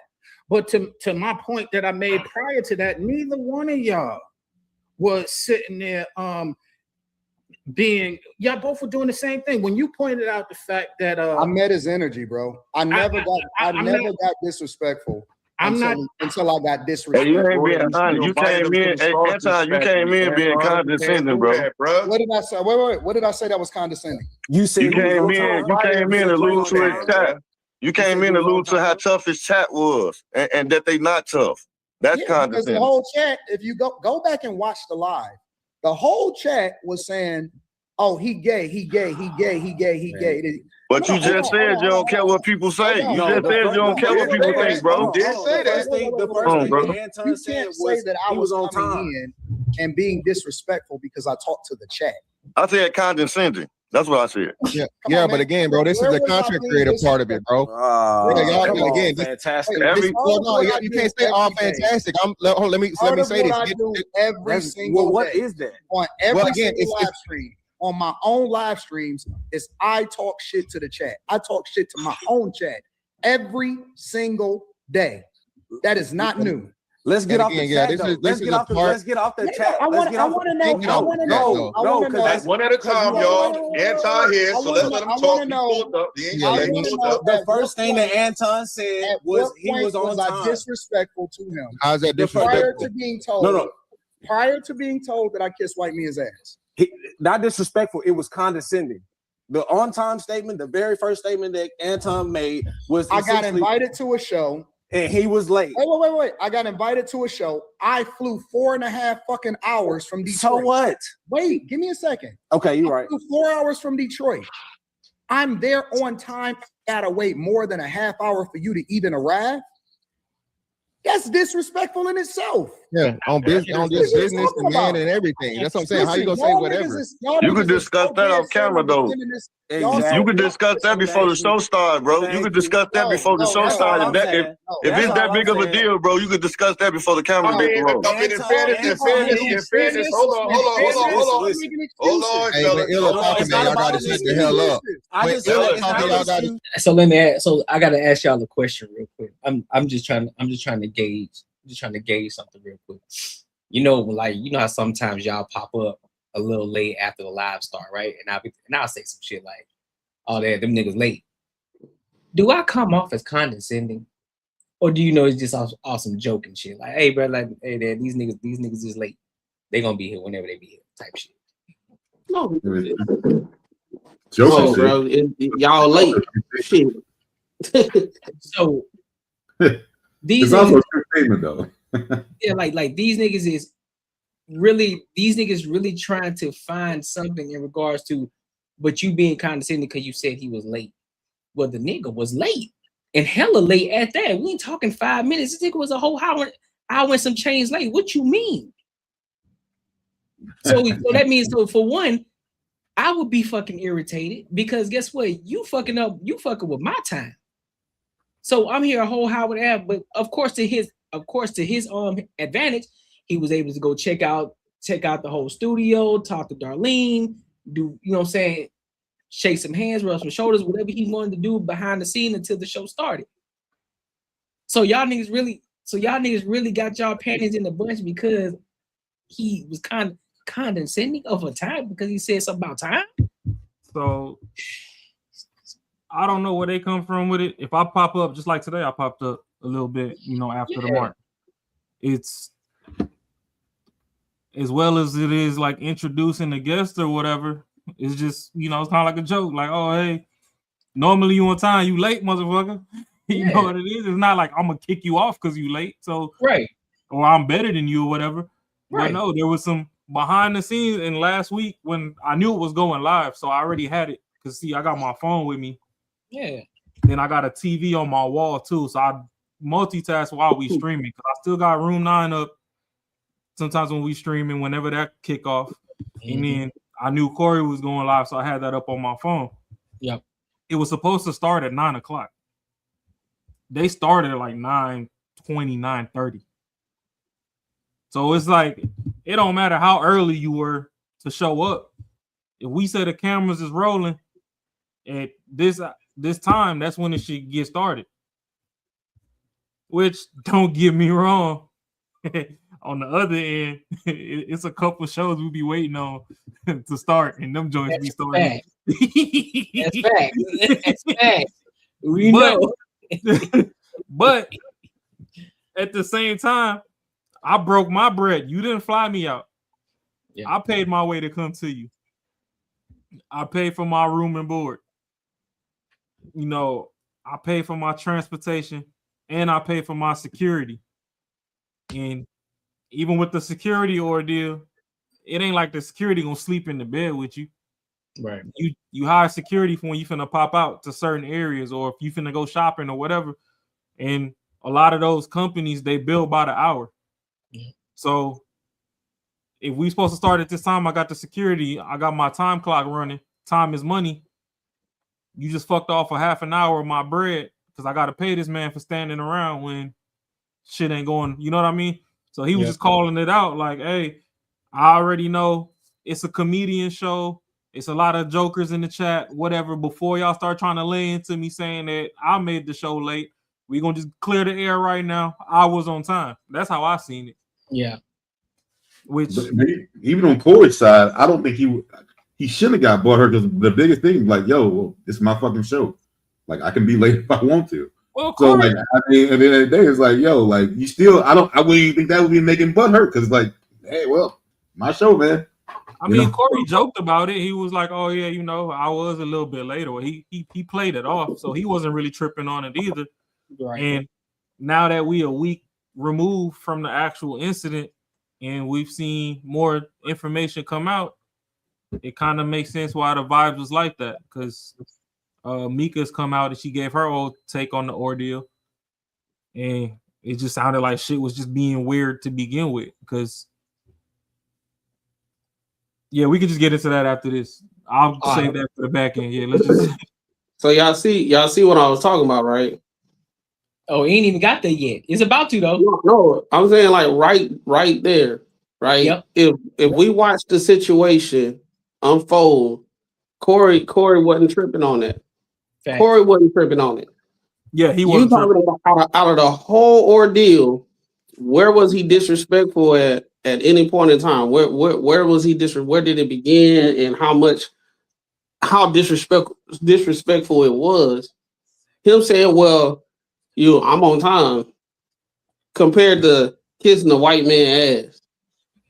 Come on, bro. And it's just a situation. The thing is, those dudes don't like Anton, so they trying to find any little small thing to make him wrong. And I ain't saying who, because both of them did what they did. We already know what that whole ordeal. They did what they did, but Corey was on some shit. He was late. So like these dudes, the dudes at the bottom, bro, they just don't like Anton, and they are part of the crew of Hate Anton crew. So it don't matter how much sense he makes, they gonna say some dumb shit. They kind of got women arguments.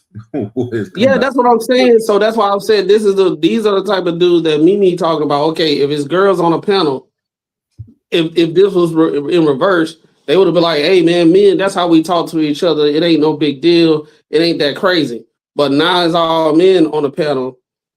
Him saying that he late. Oh my God, that's the worst shit ever. Like, it's time to fight. He's poking fun. Poking fun. Exactly. We'll tell the women, hey man, this is how men talk. If you late, you late. It's not about, I was right. It is what it is, but you worrying about the tone of it. Right. We ain't worrying about that. You was late. Now, because they don't like Anton. Oh, you saying it was being condescending? Shut your bitch ass up, bro. like, bro, like, dog. I can't stand dudes like that, bro. It hurts me, bro. All right, fellas. Why do you think that he was complaining about the conversation that I had with Darlene for a long time before he even got there? You know why I was able to do that? Is because he wasn't there. Yeah, he was late. The reason why I was able to have so much conversation and get toured on the whole facility and find out who owned it and learn all about what it is that's going on and see how his production team worked and kick it with Darlene and get every single piece of information is because he wasn't there. That's not my fault. That's the you fault. So what are you trying to expose by doing that? No, I said, what did I do that was disrespectful prior to being told? Before we got to the disrespectful part, we asked about the condescending. The first thing that they said was the chat. But hold on, Anton.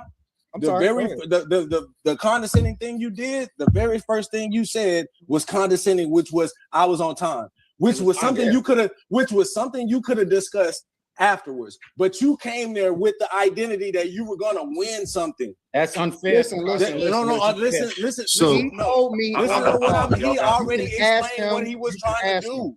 He told me on the phone he wanted this to be an explosive, volatile, and he wanted this to be emotional.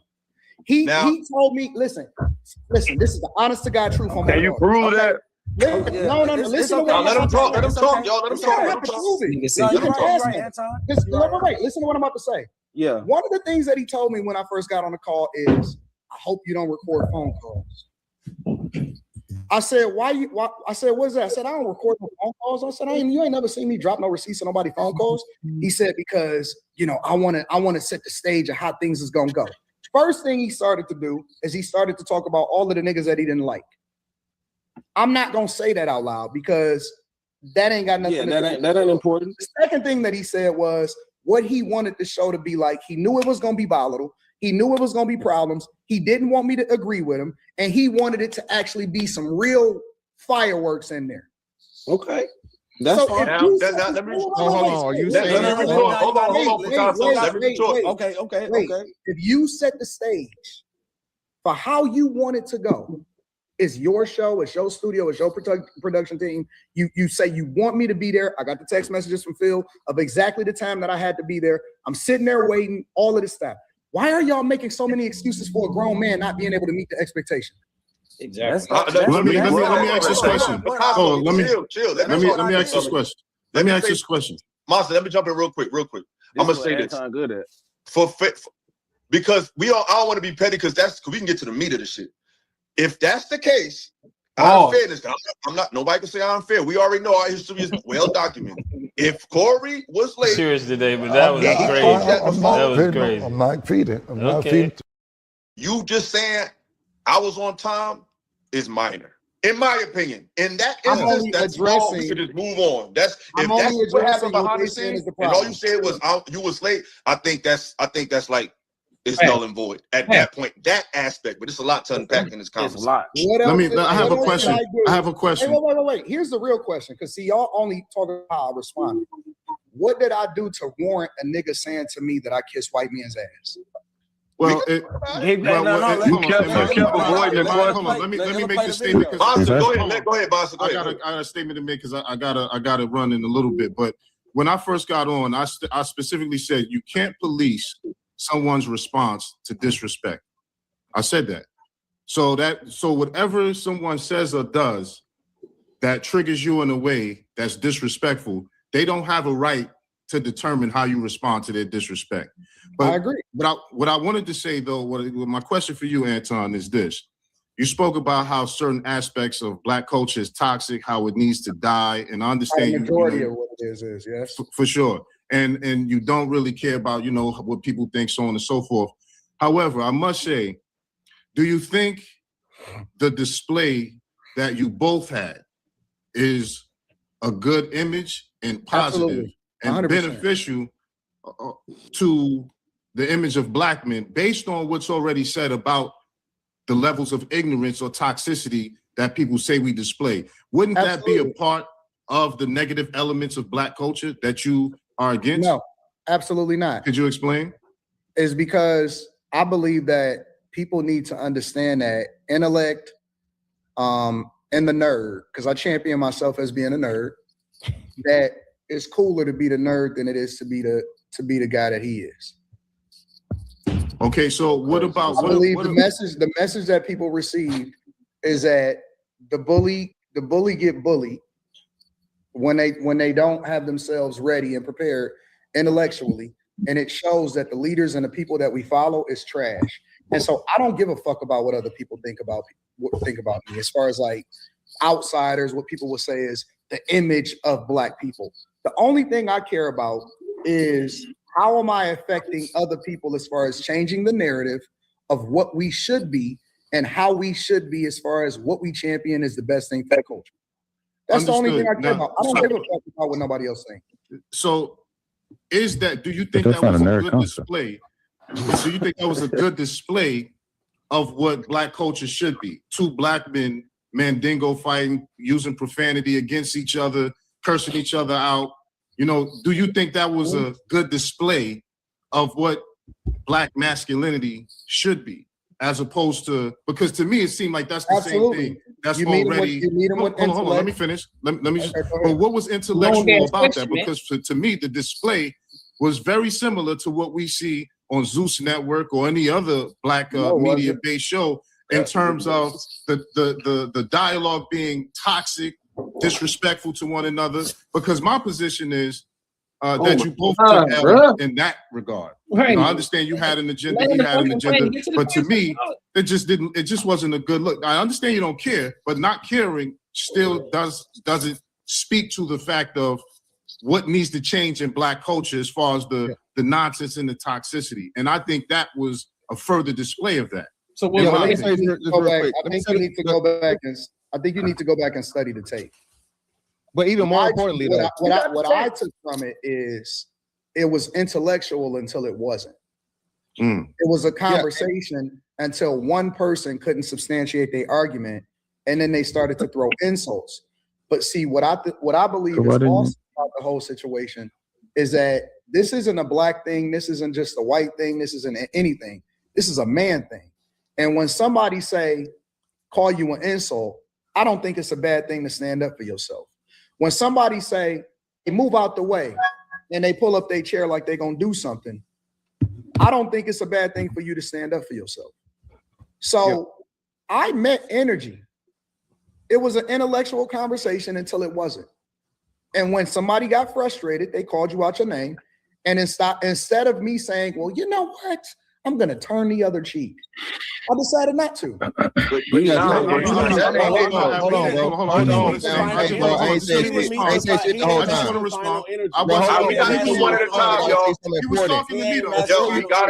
it, fellas. Okay.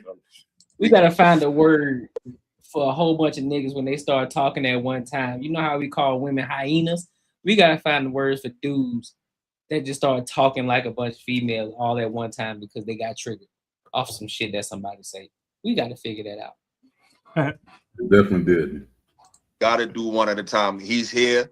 We ain't got a trip. He showed up. To my surprise, because I thought this was way too small for you, but you pulled up. So respect. So let's. Hey, I got one. Respect. You remember on Finding Nemo? Mine. The seagulls. Seagulls. We're gonna call them seagulls, bro. That's exactly what they did. We're gonna say niggas seagulling. They seagulling. Mine. Now I gotta get the I gotta go ahead and get the damn thing. Get the clip. Yeah, you gotta get the clip. Mine. Hey, look, deceit, and then that's the situation where us as men, when we be on these panels, we be trying to have a conversation and say the difference between men and women. They literally didn't listen to nothing he said. They was waiting till he got done just to respond. They couldn't wait. They did it all at one time. Only I will a little bit disagree with. I do agree with. I agree with Anton was saying about stand up for yourself, but he still could have answered a little bit more like truthfully. That's not a good look for Black people. That whole arguing shit wasn't a good look. He could have answered like I think that way, but what he said was correct. Like, yo, you got to stand up for yourself for sure. But the way that whole shit went down is not a good look, though. I disagree with that, bro. I don't think it was bad, bro. I really don't, because it could be a lot worse. I think we walk on eggshells so much as a Black community, bro, that we can't even have a debacle with each other without some type of thing like, oh, here go these monkeys again. These niggas is acting wild. And I think about it though. Do they get it more from the way that we look? Do we hear it more from our community, or do we hear it from other people? But what we can hear from other people for sure. I'm talking about majority of the time when we say we look bad as a collective, do we hear from other races or do we hear from? Oh no, we hear from our own people. We hear from our. So we ain't look bad. Yeah, so technically, so we didn't look bad. We just think we do because we're so focused on what everybody in every other race thinks we look like, but they ain't even studying us. Well, let me not say we look bad. It should have never went that way. But like I said, I agree with what he's saying. You stand up for yourself. If someone can handle a conversation and they get well, they can't fucking get in elections, start getting stupid. They want to go to insults. Yeah, you meet them there. You can handle both your side on both ends. I agree 100%. All I'm saying is, if you look at it in any situation, it could be any other people, white people, whatever. If you come to a situation where you're supposed to sit down and have a conversation about something and hash it out, it should have never gotten that way. That it should have never gotten there. Yeah. But I do, like I said, I don't think it should have went any other way. I don't think Anton should have backed down. I don't think he should have been a bigger person, if you want to call it a bigger person, to like not address it. I think he did everything right. He did it. I think I don't see nothing wrong with it. I don't think it made us as black men look bad, because us as black men, we didn't have that type of argument right there happen in the barbershop too. It ain't nothing happened. Back in the day. That's true. I ain't think about that. Even worse, and it's about sports. You know what I'm saying? Yeah. Like, it's about sports. And it's like, dudes, we've just been sitting there laughing and shit while they be going in. We should be sitting there laughing. But I think what it is, it just right now is more of a internet thing, and then you had Anton fans, you had 5150 fans, and then you had people that's fans of both, and it was just entertainment at the end of the day. Because as he said in the beginning, he said he wanted to be kind of like explosive and all that type of stuff. So he knew what type of thing he wanted. He wanted that. And if you're gonna sit here and tell me, okay, that's what you want, I'm gonna find openings to be provocative.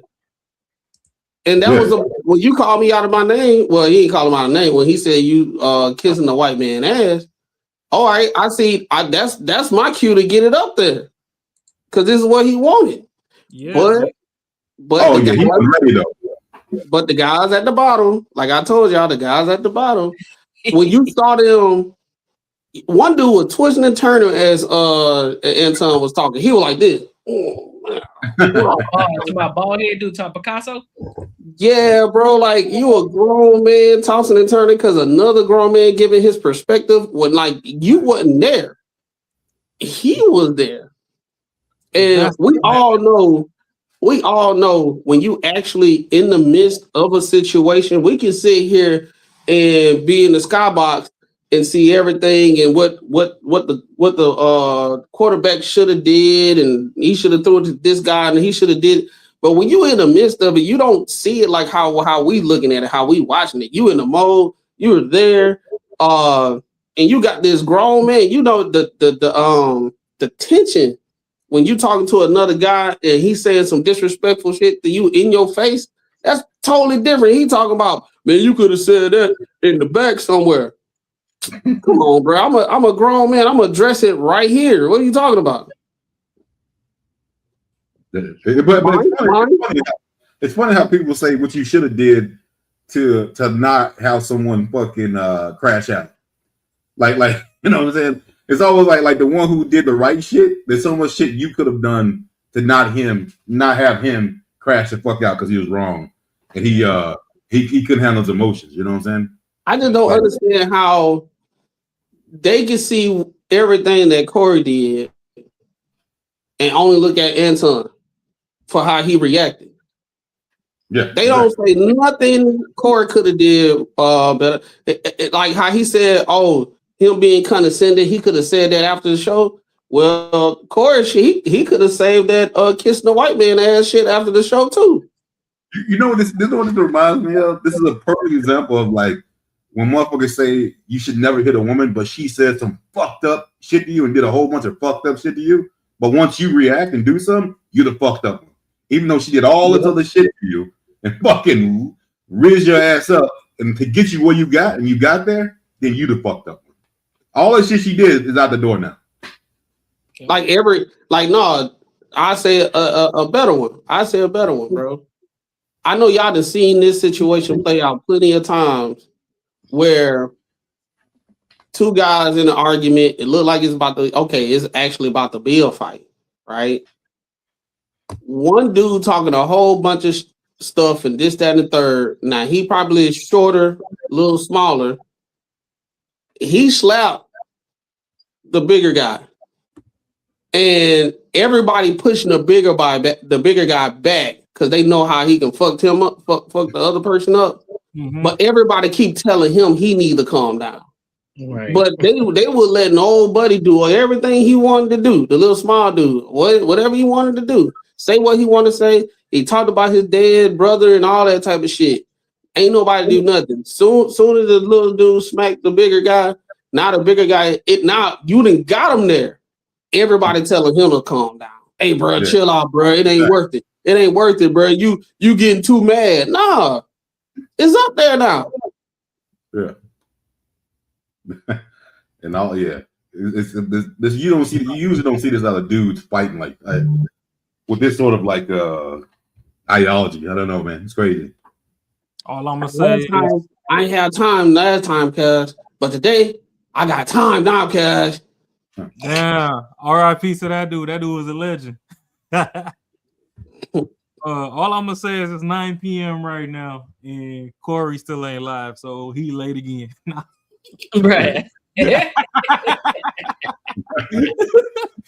But on the real, the thing is, people need to start coming online. If you're gonna come online, you can't be jumping up here all the time with preconceived biases and notions. The problem is y'all want Anton to be wrong so bad that y'all ain't even gonna listen to nothing as to how he was right. If for me, like I said, I did my review. I'm gonna drop it after the pod. I didn't edit shit, so it's gonna be glitchy and stuff. I ain't edit nothing. I just did a raw recording and called it what it is, just like how we be on the live type shit. You getting the raw takes, no cuts. Serious today, but that was crazy. I'm not that was feeding. crazy. I'm not feeding. I'm not Okay. feeding. I said pause, right? But the thing is, right? To me, honestly, like I said in my take, it did start with Anton jumping it off as far as that day went, because Corey was so pressed about the white man that he was like, oh, well, what did you say about the white man? Anton was like, I said a lot. Corey immediately followed up like, no, what did you say about them today? Mm-hmm. And that's when it kind of went left field. Because on the pod, up until that point, yeah, if you want to say there was a cape or whatever, it is what it is. But at the same time, it was a level of disrespect for you to be like, okay, no, being that you're not calling them out right now, that you're kissing their ass. That's still inviting somebody to privates. I'm from New York. You already know. Anything SMD is automatic friction off the rip. So I get where people coming from with that, but it was the same thing. If you said kiss my ass to the wrong person, you were still getting packed out. Pause. So so it was like, okay, you said something, you can't be mad that I leveled it up. If you gonna give, you got to be able to receive. Show that picture, brother. Serious today, but that was crazy. I'm not that was feeding. crazy. I'm not feeding. I'm not Okay. feeding. This nigga is going crazy No, right now. no, I'm saying like the picture of Corey when he was like, oh shit. He's like, no, you sucking the dick. You sucking the dick of everybody. He said, hold on now. You're like, what? Oh yeah, he glitched. He hit a That's So Raven. He froze. That He man was froze like- real time. He's like, what did nigga say? He was like, sure. I think he was stunned. Should I say something? Yeah, you're like, what? Oh, But that's the problem. That's the problem. live? Once it was told that, hey, you said it first, so I escalated it. Then, for the sake of entertainment and conversation, Corey should have let it rock, knowing that that's not really what he was on. But for the sake of ego, this shit went to where it went to. But I ain't gonna cook too long because this clip is type long, so I'm gonna let it play some more because it do get a little bit juicier in a minute. All right, bet. Yo. Yeah, but he going crazy right now. God. He going. You said it was. Hold on. He said it was type long, and then he gonna wait because it's gonna get juicy, bro. Hey yo. Hey, yo, word to Bubba, Sean. You watch your mouth. You talking real spicy right now, Sean. Hey, we wilding right now. Tight low. We're not going to have a Corey versus Anton part 2 or Illa versus Anton part 2. We just talking about what we agree with and we don't, but we got to be in our proper body and go one at a time. So the floor is going to go to Picasso and then Fantastic. All right. I only got like a half hour because I got to get ready. No, you ain't. I got you. I got you. Okay, so you just said you came in at you matched energy. I want to challenge you. You didn't match the final energy. I believe you saved yourself through optics by looking like you matched energy. How do you know? Because you didn't say it again. I said it 3 times. No, when he was in your face. You want me to put a pen on my shoulder and say, Anton, this is the part that everybody missed. When he got in your face, he took time. He said, do you want to go there? I don't know all the verbatim, right? But when he put that mic down, he said, say it again. Since you wanted to since you wanted to provoke that level of energy, you should have said it again since you wanted to match that energy. Going outside is not matching that energy. Saying it again is matching that energy, Anton. And that's what real men do. Listen, bro. Hold on. Anton, let me finish my part. Because you only got 30 minutes. You only got 30 minutes. Look, if somebody comes to you in your face and said, hey, you said some shit from over there, but I'm in your face and I don't want to tear my shit up and I don't want to derail my brand. No. But guess what? A man gives another man a chance to pop some shit off if he really want to, because sucking the dick of black people is popping some shit off. But he came to your face and he said, say it again, brother. Say it again. Jesus Christ. So you gonna give me a chance to respond, or you just want to get it out? Bro. You ain't just matching energy until he wasn't. Hey, Fantastic. Chill out. Go ahead, Anton. You telling me to chill out, nigga? I'm Hold on. We ain't gotta argue. Here's the thing. Here's where I'm from. It may be a little bit different than where you're from. Where I'm from, we don't have to go up to a person and say, we don't need nobody to put a battery in our back to do whatever it is that we feel. If we feel disrespected, we disrespect it. So it's either you're gonna do something or you don't. Here's the key. I'm not there to fight. I'm not there to be a tough guy. But you were. You provoked something. You gonna let me finish? Yeah, let him talk. Please let him talk. You gonna let me finish? I'm not there to be the tough guy. I'm also not there to fuck up your platform. Because the one thing that we know for sure, and the 2 things is for certain, is YouTube do not fuck around when people fight. Okay. They don't fuck around with porn and they don't fuck around with fighting. They will demonetize you, they will remove you, and your platform will be completely gone. That's just the facts. So what I told him is that, listen, I'm gonna respect your platform. That's what I said, word for word. I said, I'm gonna respect your platform. In the midst of all, when he said it again, I said, nah, listen, I said, man, I don't give a fuck about none of that shit. You ain't tough. I don't think you're gonna do nothing, but I'm gonna respect your platform. That's what I said out of my mouth verbatim. Okay, and I said, all right, listen. The minute y'all let Fantastic get in it. He ain't gonna be here that long. The minute that he put the microphone down, I said, because apparently to me, that means it ain't no more talking. All right, well, we can go outside with this shit. Oh man, come on.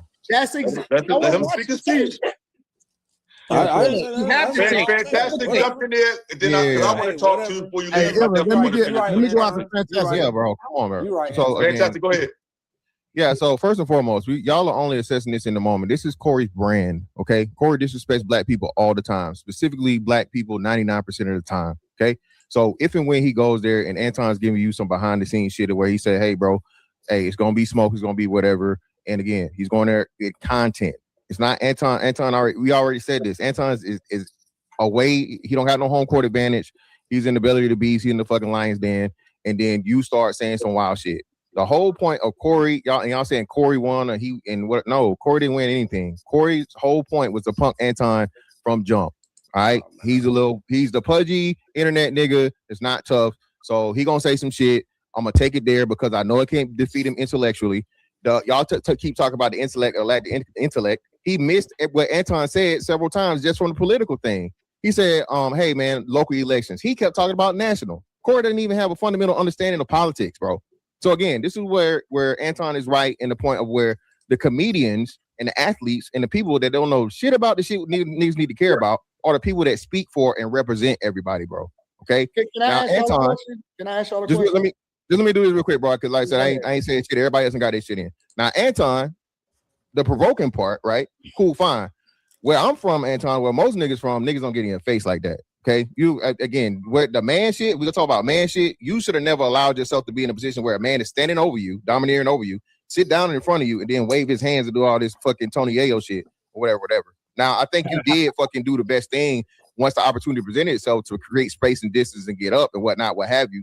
But at the end of the day, neither one of y'all wanted to fight, bro. You didn't want to fight. Corey's fucking 58 years old. You're not trying to fight. And again, at the end of the day, it worked out for the best part for you because you're the full-time content creator. Exactly. And Corey does a fucking podcast one time a week. Exactly. In life, in every situation. Oh, here we go. In every, what do you mean here? What are you talking about, bro? Just finish. Just finish. Go ahead, brother. Because I can sense when people already is a fan of maybe Corey Holcomb, or they're unable to make an objective assessment, right? True. And that's when they start to reply before I even say what I'm gonna say. You got to let me finish, right? In life, in no fight that I've ever had in my entire life, elementary school, middle school, high school, brothers, nephews, uncles, I've never wanted to fight. I don't know many people that want to get into a confrontation just off a GP. It doesn't mean that I'm not going to do what I got to do if I got to do it. That's the whole point. Everybody keeps saying, man, you didn't want to scrap. I know, nigga, I came up there for a conversation. Of course I didn't want to scrap. That wasn't the goal. So can I ask the question real quick? Hold on. Let me respond. That's crazy. So this is, like I said, and this is my problem. This is my issue. It wasn't even, listen, it wasn't even about winning or losing. Absolutely not. I agree. It's not about winning or losing. I done lost, I done won. It's not about winning or losing. It's about, listen, if you really about that life, because I never asked to switch chairs. I never went up to him and got in his face. If this is what you about, then let's really find out. You was talking greasy short shit. The thing that niggas ain't having a conversation about is when I stood up, he sat down. Yeah, but he said, get your bitch ass out of here. You and your bitch. Like, I don't even want to keep talking about that part. That's the end. That's the way. Yeah, that's the end, but I'm saying he said in your face, but this is my issue, Anton. This is my issue. Run. My issue, my point is this. It's a way to do. Who said I stood up to run? Who said I did. You, the one that right next to you, stood up to run. Yeah. Bro, let me say you were this. escaping. I'm gonna say this. He's an escape artist. Right back down. Yeah. I don't believe that the overwhelming majority of you niggas that comment on this shit really would throw hands in real life. I would. With you. Listen. It's a lot of Monday morning quarterbacks. I don't believe that I have never in my life. What's that belief based on? I had millions of people that agree with me and disagree with me. I have never seen not one of you niggas ever say Stop anything talking tough, Anton. Hold on, wait. Let him rap. You the guest. Y'all talking about me. So let me get my shit off because ain't nobody coming to hear about you. I have never ran into any one of you niggas in real life and ever heard none of y'all niggas say that y'all had a problem and that y'all wanted to throw hands. So let's be clear. Stop that tough guy. You can't run. Everybody stop that tough guy shit, bro. Stop the tough guy shit. Well, you would Anton, never even be able to get close. Oh, that's the world class dude who was in the live stream Saturday, huh? And Dash, hey, hold on. Is that Buddy? Yeah, that's him. Hey, that's the dude I said he a lame like 3 times. Yeah. And it was on the topic. I said it 3 times. What now? Because he was talking about that he got he ain't said it. Anton ain't say it again. I'm like, how many times somebody got to call you something? Oh, he got to call you 4 times. Okay, I got it. Now he got to call you something 4 times for you to get busy. That's crazy. So I called him a lame 4 times. And I said, okay, I did it. What now? And he was like, who are you? Yeah. Hey, cool. while we're here on some petty shit, it is 9:15. It's still not live. Bro, for real? Well, I've been trying to see because I got room 9 on. I'm waiting to see if AD drop off to maybe like, you know, to pop on with him. Yeah, just go pop in over there for like 20-30 minutes. I don't think Intel gonna do it because Intel said he don't do nothing unless it's in person. He don't do internet no more. So unless he all the way there again, I don't believe he gonna do it. I mean, that's true too, but my thing is, this whole thing makes sense because this is where the degenerate behavior comes in. One of the things that martial artists always talks about: remove yourself from the situation. Just because you know how to fight, that doesn't mean you necessarily have to. Do everything you possibly can to de-escalate the situation. The only time that you should be able to use your hands and actually fight is when you have to actually defend yourself. Yeah, that's combat 1-on-1. Exactly. So all of these niggas up here talking about, oh, I'm ready to fight you, half these niggas don't even know how to throw hands in the first fucking place. Niggas be doing out, niggas up here fighting like this and type shit. Like, nigga, who the fuck fights like this, my G? You feel me? So they gotta cut this shit out. Yeah. Oh, buddy, that squirming in the chair definitely don't know how to fight. Every time Intel start talking, folks don't know the art of de-escalation. And if that's Picasso of the South, then I know his painting is doo-doo.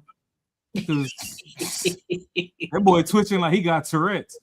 But another thing that we do need to stop doing is this whole CPT bullshit that we be on, colored people time. That shit gotta die. I agree. I mean, look at it over here.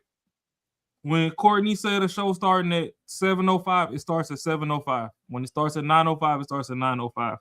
Yeah. If there's any adjustment to the calendar, it might be a 3 o'clock, whatever. I mean, adjust for your time zone. But when he says it's gonna start, it starts at that time, whether everybody's ready or not. It's still a business at day's end. So when you got people waiting, expecting you at 9 o'clock and you not there. See, one thing that I liked about Kevin Samuels is he had his time where he'd go live, and if he wasn't there, he at least had the background shit running to where everybody could have still assembled in the chat and whatnot until he cuts the camera on. But at least when you showed there, you were able to walk into the lobby. Yeah. When you tell somebody that you got a time for something and they pull up and you're not there when you're supposed to be there, that's the equivalent of going to a business at 10:30 in the morning when it's literally written on the door that they open at 10 and the door is locked. Yep. Like, I don't give a fuck what y'all got going on in there. This door needs to be open. This is y'all business hours. Yep. So we need to start taking stuff more seriously. Like, it don't matter. I get it. Life does happen to people and yada, yada, yada. But if we're going to be entrepreneurs, we need to be on time, because everybody be preaching support black business and all that. This is a part of the black business that makes it hard to support sometimes. You want to go get a haircut, the barber talking about, oh, my bad, I was dropping off my man. Fuck them kids, bro. You said my appointment was at this time. I had shit lined up too. Like, you know what I mean? The Metro bus can't be late. So, and you got the nerve to have a 24-hour no refund policy too, or I gotta pay you $50 if I tell you too late that I can't come. Nah, G, that means this shouldn't be a free haircut then if that's the case. Yeah, then you pull up later and you like, oh, can you give me like 15 minutes so I can eat real quick? Like, nah, nigga. I'm 45 minutes in the hole right now. Pause.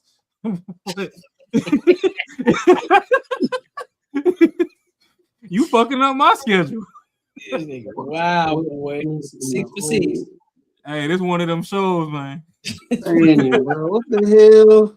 Come on, Rob, bro. You tripping tonight, dog. You ain't never you ain't do this video, bro. God, dog, boy. Boy, you trying to go for a high score tonight, boy. Hey, that boy Corey got that shit in the air. Flagrant. That boy said type long, and I'm gonna wait till it get nice and juicy. That was crazy. Hey, yo. And don't tell me what you would have did. You're funny, man. Don't tell me what you would have did. You would never do no shit in real life. We not going with that shit. Stop the whoop ticket. You wouldn't say Well, my well, dick in my face. Well, I'm under that. Go ahead, Ella. You got it. You got it, Ella. No, come on, bro. Come on. What I'm gonna say is this. What I'm gonna say is this. We're going to have a Picasso, I got you, conversation. but that's a waste of time. It's only a couple niggas on here that I believe with those niggas. If we gonna have a conversation and y'all want to talk about what's fruitful for the community, why are we? Because I don't even believe that people want to hear that shit. We are talking 95% of the time on what I would do if I wanted to. Y'all had an opportunity to ask me any fucking question that y'all want to. And that's how I know that the community is degenerate. That y'all don't really want a solution. Anton, hold on, y'all. But Anton, what did I say? Philosophical and the other guy is the only ones that brought up anything that was relevant as far as how it is that we can progress the community. Y'all are more interested in talking about who woulda, coulda, shoulda on the scrap. No. Hold on. With that being said, let me respond. That's my thing. Because I'm not no super tough guy, but if we was around each other when that shit happened, bro, it would have went left. But that was 3 years ago. Probably. That's 3 years ago. I think that you and maybe Mr. Fantastic tops. But when it comes, but my issue with that's disrespectful right there. Exactly. You know what I'm saying? That's disrespectful right there. Hey, bro. You don't know nobody on here. Honestly, he's great. Let Ella rock. This is greatness in order for you to grow in this space. I'm talking about on some content creation shit. You got to get control of the emotions of the men that you have on your panel, bro. That's not an emotion. Because they don't respectfully, Anton, I see a lot worse. Didn't you run Fight Club? Than I see on my shit, bro. You just made a big ass. Hold on, please, everybody. On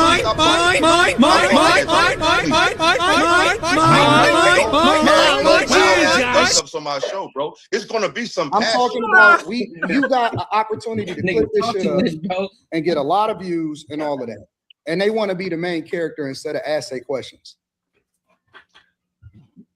I'm talking purely on content, purely on some content shit. And that's my problem, Anton. I'm not all the way into that mindset because my thing is not saying you're wrong, but my thing is I try to have organic conversations, not just online conversations. And in real life, things get testy. In real life, sometimes I just don't let nobody get disrespected. I'm not letting nobody get called a bitch or a hoe. If you watch, I'm sure you don't watch my channel, but I don't have none of that. Listen, I watch everything, bro. Well, you should know I don't do that. I don't have no type of right here, right now. You said what? I'm talking about in this conversation right now. If it's ask the question. When people come on my platform, let's say Myron, some people don't like him, some people do like him. You know what we do? We shut up and we let him talk. We extend the grace because he's the person that is going to bring all of the views because of his he's the guest on a platform that people are not willing to that haven't been used to seeing on the platform. So you a clout chaser. We had no idea you was going. I feel you right. I had no idea. Philosophical, I'm out. I'm gonna holler at you, bro. Listen, philosophical. Let him talk. Philosophical. Hit me up. I want you to email me philosophical. Let him talk, Sean. Let him talk. Philosophical. Email me. We'll do a one-on-one live stream together. And I'll answer any question that you want to answer. That way you can get the clips. That way you can get all of the, anything that you want to get off, and we can have a conversation individually. I respect that, and that's a bet. Don't. You gotta unblock me though.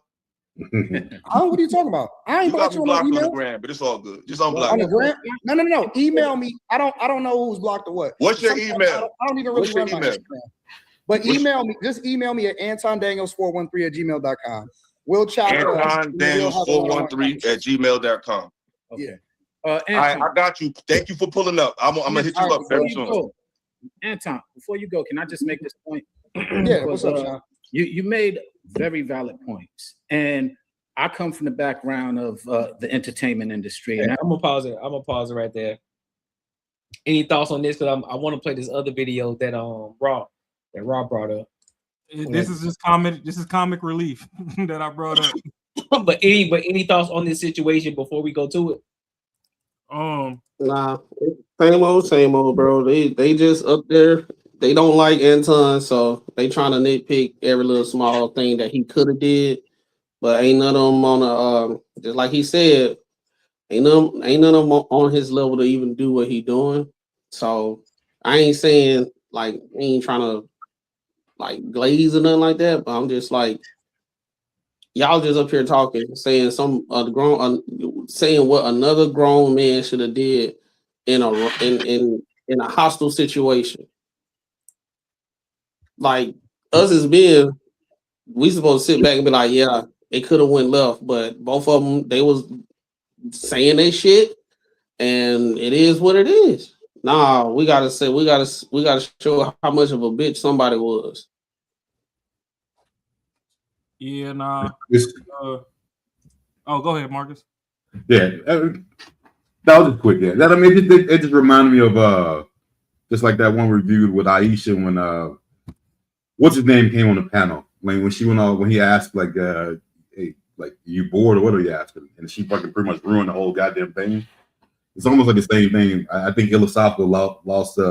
He could have had a good stream there because he had Anton on, and they were just sitting there bitching at him all the time. So like you said, at the end, he's got to control that shit. He's got to think about his money. Yeah. But yeah, that's all I got. Shit, it's a whole week later. They firing both of them up right now in the chat on 5150. Man, my last. Before they go crazy in the core home, we'll probably just turn it over to that one, and we'll probably tap into this one, the next one. But at the end of the day, a lot of these cats, they're displaying exactly what people talk about already, the degenerate behavior that Anton always talk about. Well, my thing is shout out to Illa, you know what I'm saying? Because he was doing his thing, you know what I'm saying? He wasn't trying to tag no, he was just being the host or whatever the case may be. And I think if he started looking at it from the business side of things and understanding how to operate and market himself more effectively, his channel is gonna blow the fuck up. It's gonna be dope. Because you can still have real conversations, but you still gotta understand the business side of it. You still gotta have a little entertainment. Yeah, I get it. You want to be real, but throw some entertainment in there too, bro. Nobody just want to sit there and just want you to just be philosophical. You know what I'm saying? You want to have real conversation, but it's just boring and nobody wants to stay and listen because there's no entertainment. There's no entertainment there. So yeah, sometimes you got to spruce it up a little bit. I get that. So and just understanding the type of people that you bring onto your panel to, niggas who already had a disdain and they weren't even trying to ask questions. They just wanted to go for the attack mode instead of just asking questions to get to the root of the situation. And that's the thing too, because it's like when we have the ladies up here and we get into the whole what's that shit that they be talking about? Not the counseling. What's that shit? Therapy. The therapy. Yeah, talking about the therapist and all that bullshit. The whole reason, like, I do understand, the 5% that actually need it. But it's like, I say at times, the majority of people, especially like, when it comes between like relationship dynamics, you see somebody and you just like, you wonder why they so bad or whatever, but it's just something that's off. It's like some people are as old as their earliest trauma. So a lot of these motherfuckers, they probably got beat up and they couldn't fight. So now every fight that they see, it just make them horny. Like they just want to see some action. They want to see someone get beat up because it remind them when they got their ass beat. Yeah. Because it ain't no reason as to why, like, y'all want to see a physical altercation between a 40-year-old and a 50-year-old when there's bigger fish to fry. There's actual issues going on that we need to attack. You know what I mean? Like, we just covered the whack Panthers. We covered black people saving this white dude, and he's still out here acting as if, if it wasn't for them, he'd be on, like, I heard somebody got stabbed or something. I don't know if it was him himself or one of the people that was with him, but somebody got patched up. So if them black folk ain't step in the way and get you up out of there, you would just be another name in the memory of the internet. Like, we gonna forget about you next week because something else gonna happen. So the thing is, I get the whole, we get excited over violence and we want this and that, or this person been dogging you so long because you can't match his work ethic, you can't match his bank account, you can't do this, you can't do that, you can't be a positive influence on your neighborhood and your community or whatever. So you just want to see them get beat up or whatever. That's cool and all. But at the end of the day, we got issues that we need to address. So yeah, if you really want to zoom out and say it's goofy on both ends, yeah, you want to say whatever you can. But when you have the person on your panel, you still ain't asking like, oh, well, why do you say this and that about the community? You couldn't even focus on topics you wanted to get off because you just, oh, well, when you was up there, you sure ain't say that shit again. Like, how many times I got to tell you that you a bitch before you believe you a bitch? Like, let's be for real. Thing is wrong. The crazy thing is wrong. They acting like they know Corey personally, and they taking up for his homeboy, saying, "Hey, you ain't doing these. Corey don't know none of these dudes." Fact. And they talking like they know him personally, and they was there. Like that's a fact too. And on some ignorant hood shit, if I was still stuck in the Bronx or whatever, on some ignorant hood shit, Anton called Corey more of a bitch than Corey made Anton look like one. Because one thing for sure and two things for certain is if we in the middle of confrontation, it's the heat of the battle, don't break eye contact with me. Don't turn your back on me. Off body language alone, Anton stood up, was comfortable enough to turn. I don't give a fuck if y'all want to say there was security there or whatever, because even Corey over there crying about security, the shit is stupid to me because at the end of the day, if you really wanted to do something, it's a video circulating online right now where a girl knocked another girl out. If you will look at the full clip of that knockout, the cops was right there behind her. They watched the entire thing. She said, "Yo, got punch." I'm talking about one punch man slept shorty, and the cops was right there. So security is not an excuse. Like this man flew from his city to your studio. You have your employees and stuff there. So just off GP, you rolling more deep than he is, security or not. It'll look real bad if security shoots you in your studio. So I doubt that if he was armed, he gonna shoot you. Best case scenario is he gonna try and break y'all up. But Anton was in the Lions Den. Y'all, I mean, we seen Craig pulled up. Craig said he blocked off the drive and hopped the fence and came off in there. So, you know, at the end of the day, he could have got jumped in that situation. He took the high road and left, and then y'all like, oh, well, this, that, and the third. All because y'all want to see some combat. Like, y'all can't fight y'all damn self. I know it's 4 or 5 people that got y'all fucked up on a daily basis. Y'all ain't slapped the dude at Circle K for counting your change wrong. So why are we looking for violence here? So honestly, the thing is, until we can fix the community, get rid of some of the, well, not get rid of, but get rid of, well, I guess you could say get rid of the root cause of creating single moms and all this other stuff. Like, we got bigger fish to fry. Get some unity back in the community and all that. Until we get some of them bigger issues at bay, all this fighting shit is goofy as fuck. Because, okay, they fight, they don't fight, whatever. Trump's still the president. Y'all not finna change that. Obama ain't give y'all shit. Y'all not finna change that. Michelle acting delusional on her podcast. Y'all ain't gonna change that. Kamala not black. But still a fucking tether. Y'all ain't gonna change that. The real issues at hand, y'all ain't changing. Y'all just want to see somebody get beat up because y'all know that y'all don't even aspire to be half as great as this person is. And that's stupid to me. Both of those gentlemen are great people. They done put in their time to get to where they at. They done got their bread. They got people that they got to take care of. At no point in time should either one of them be fighting, because not only do they depend on themselves, there's people that clock in every day that depend on them. So it's goofy for both of them to even risk that shit. And that's all I really got on that situation. But we can get into this comic relief real quick.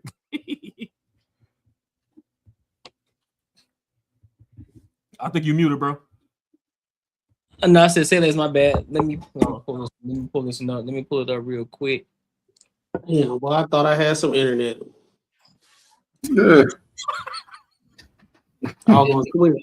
You want a hotspot, huh? No. All right, here we go.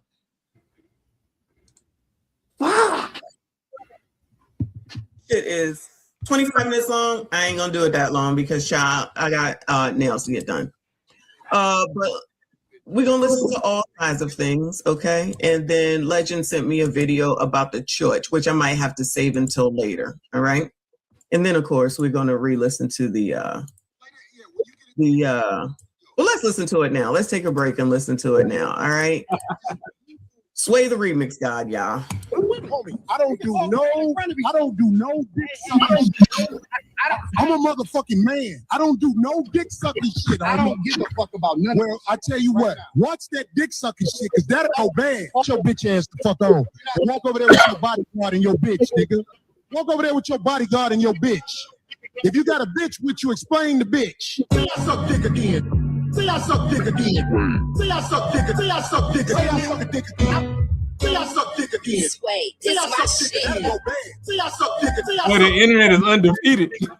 Walk over there with your bodyguard and your bitch, nigga. Walk over there with your bodyguard and your bitch. Your bitch. If you got a bitch with you, explain the bitch. Cake ass nigga. If you got a bitch with you, explain the bitch. Get your whole ass fuck off. I don't know that bitch, nigga. I don't know that bitch, nigga. I don't know that bitch. I don't know that bitch, nigga. I don't know that bitch. Believe me when I tell you. I don't know that bitch, nigga. I don't know that bitch, nigga. You just running your mouth. I don't know that bitch, nigga. Pay for your pussy like you got to. Say I suck dick again. Say I suck dick again. Say I suck dick again. Say I suck dick again. Say I suck dick again. Say I suck dick again. Say I suck dick again. Say I suck dick again. Say I suck dick again. I'm a motherfucking man. Bruh, hell nah, boy. Hey, hey, it's funny because if you played a little bit longer, he'd be like, "Get out the way, Darlene." That shit had me rolling, bro. Darlene, get out the way. They going wild. Hey, the internet is undefeated. Unfucking defeated. What in the hell? Man, make sure y'all like, comment, and subscribe for the algorithm, and make sure you hit the bell notification. Let's go ahead and go over here to this. Let's go to this Cenat situation, bro. I want to dive into Cenat and him basically saying that he quit. So we're gonna watch this video, and then we're gonna give our thoughts. So let's rock out. Here we go. No, we don't want that one. Here we go. Broad perspective of what their life has been. I believe that there is more to this world that is much greater than myself. The energy and passion to want to do more and create is within me. That is why I quit. I quit thinking in my head of the goals I want to achieve and not pursuing them because I'm primarily known for one thing and super scared to step out that box and try new things. I quit overthinking. I quit staying in my head about if the goals I pursue are going to work or not. I want to push limits to see how much I truly can create in life.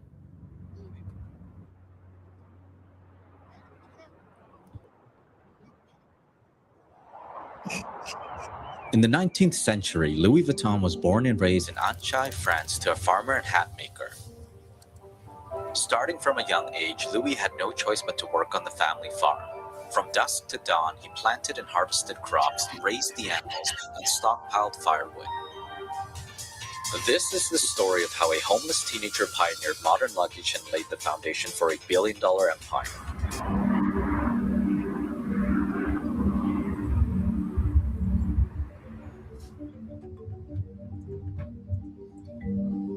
Alicio! Of what we were deciding. Oh shit! This way, yeah. Yeah. This is cool. Ooh. Oh. Currently, we are in Italy, where I've been for the past like 2 weeks. I'll probably say,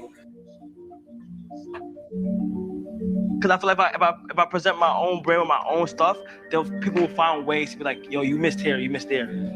Because often when you meet the person that got their brand, you can pick out you'll be like, since it's on the come up, you'll be like, it's cool, but you missed here and there. Is that a Coogi? But once it's Louis Balenci, you feel like that's the official. You can't tell anything about it. Oh shit! See? Let me try. Bro, it's tough, It's hard? Yeah, because this is new and the grip between these, is better. We can change this because this is new. Yeah, like right over. So you can grab it down, bro. Don't try this at home. Like, The items that I want to make, I want to be able to learn the fabric, where I can get it from, everything. So I've planned to like learn and not just jump into the designs. do you want to try this? Yeah. This is more safe. So stand this, the points, and go like kindly. Yeah. Oh shit. That's just scary as fuck. I went to Japan. My love for clothes kind of enhanced after that. Got inspired by what they were wearing, got inspired by the outfits I have put on myself. It's been falling in love with clothes, bags, accessories. A lot of the times I am boxed into this box of being a streamer. So it's one of the first times where I'm going to display something outside of my primary category. The reason why I kind of want to learn it is because I want to have like an attachment to my clothes.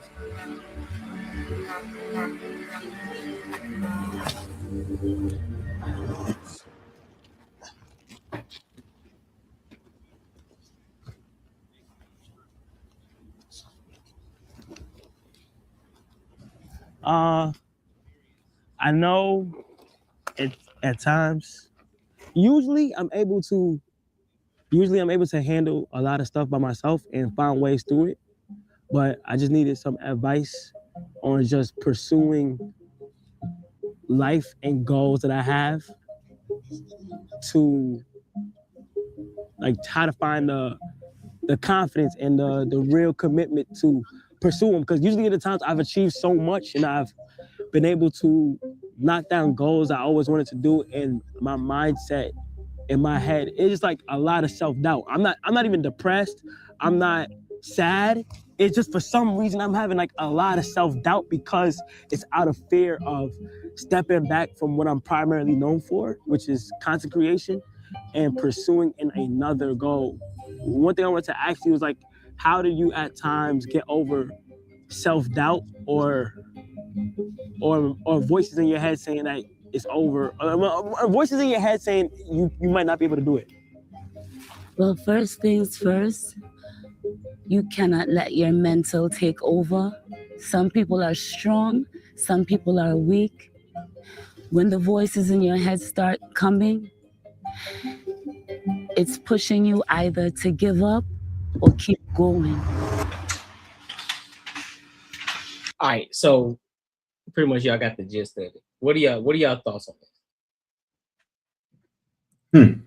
I think he's doing good I think he done made enough money where he can go do what he want to do. I hear the streaming situation is not that as stressful as the people that got 9-to-5s and everything, but I think on the level he was doing it, he was doing way more than the average streamer was doing, right? So I think him, especially the situation with his girl, that might have been his first like real heartbreak or whatever. That type of shit changed guys. He probably already was thinking about something like this, but then after that breakup, he said, "You know what? I'm fully into it. I done made my mind up." And I think what he's doing is good because now he's being he diversifying how he making money. He got his brand, and I think what he did was the same thing what rappers did, but he speeded the process all the way up. Because back in the day, you become a rapper, you be in the game for like 10 years to get that branding, or you in the game about three years to get that branding, everybody know who you are, and then you diversify your portfolio and do other stuff. Yeah. What he wasn't able to do in a couple of years, now with the streaming thing, he branding, everybody know him around the entire world. So him coming out with his own clothing line and everything, he gonna use that to be great in other avenues. And he's just gonna be that person where his name and his brand, he gonna get to a point, he gonna be like Snoop Dogg. He's gonna be in every goddamn thing. You know what I'm saying? He already had a skin in Fortnite. Yeah. Right? He had a skin in Fortnite. He getting all this promotions and all that type of stuff. I think he doing good. And maybe that streaming stuff, what we see in behind closed door, he probably tired of that shit, bro. Getting up every day, sitting in front of a camera to make money, you know what I'm saying, every single day. Now he's out there touching fabric and creating ideas and networking with other people, getting ideas and everything. And he's young enough to do it. You know what I'm saying? He's not old, he's still in his early 20s. He got time to go venture out and try other things.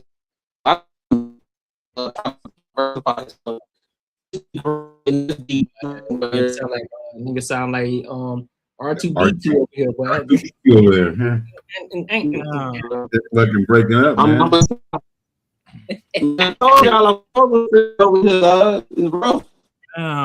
Until your boy get back. I don't I mean I got a little different take on it. I think since he's good at that, what he's doing, I mean, I guarantee you, I forgot he was the one that went to that breakup. I guarantee you his girl told him the reason they probably couldn't be together because he was so damn busy. Probably because he was doing like, all the streaming shit. So I'm pretty sure that had some shit to do with it. But fucking I don't know, man. I mean, I think he's so young. I think he can dibble dabble in this clothing like field. I think he can do them both. I don't know. I mean, I just think if he's that popular, he's making that kind of money. I just don't think that's something you should give up completely. I think you might can venture out to see how the shit works. But honestly, man, I mean, since he knows that's working, I would just hire a team to get in that clothing industry, get someone to I'll be the face, see how that shit works out. If it is working out well, again, if he wants to transfer all the way over, then do it. But I mean, I don't know. I just think like if something's working, man, you probably just shouldn't just give it up. But in his case, it might work out well. I don't know. Yeah, so for me, the beauty of being an entrepreneur is you literally build the world from scratch. You don't answer to nobody but yourself. So he knows that he's successful in streaming. He has a following. Anytime he wants to step his toe back into that, even if it's just half the followers that he had at his peak, he's still doing way better than 80-90% everybody else out there. Yeah, he had a breakup, and honestly, he played the content creation game a good way, a safe way. The majority of his shit was in the house, but he just told you he got into fashion by leaving the house. It's like I show speed right now. Ever since that motherfucker stepped foot overseas, that man, like, I've got to put toes on every continent. Yep. Once you realize how big the world really is, it's over with. You can't unsee what you've seen. Facts. Like for me, I've been to school in Jamaica. I've been to school in Nigeria. Like, I got a fucking brand new passport book right now with no stamps in it. And every day I wake up and look at that bitch, it burned my soul that ain't a stamp in that motherfucker. Because once you literally go outside your block, your neighborhood, the next state over, you get on the plane and go across them waters and you see like, oh shit.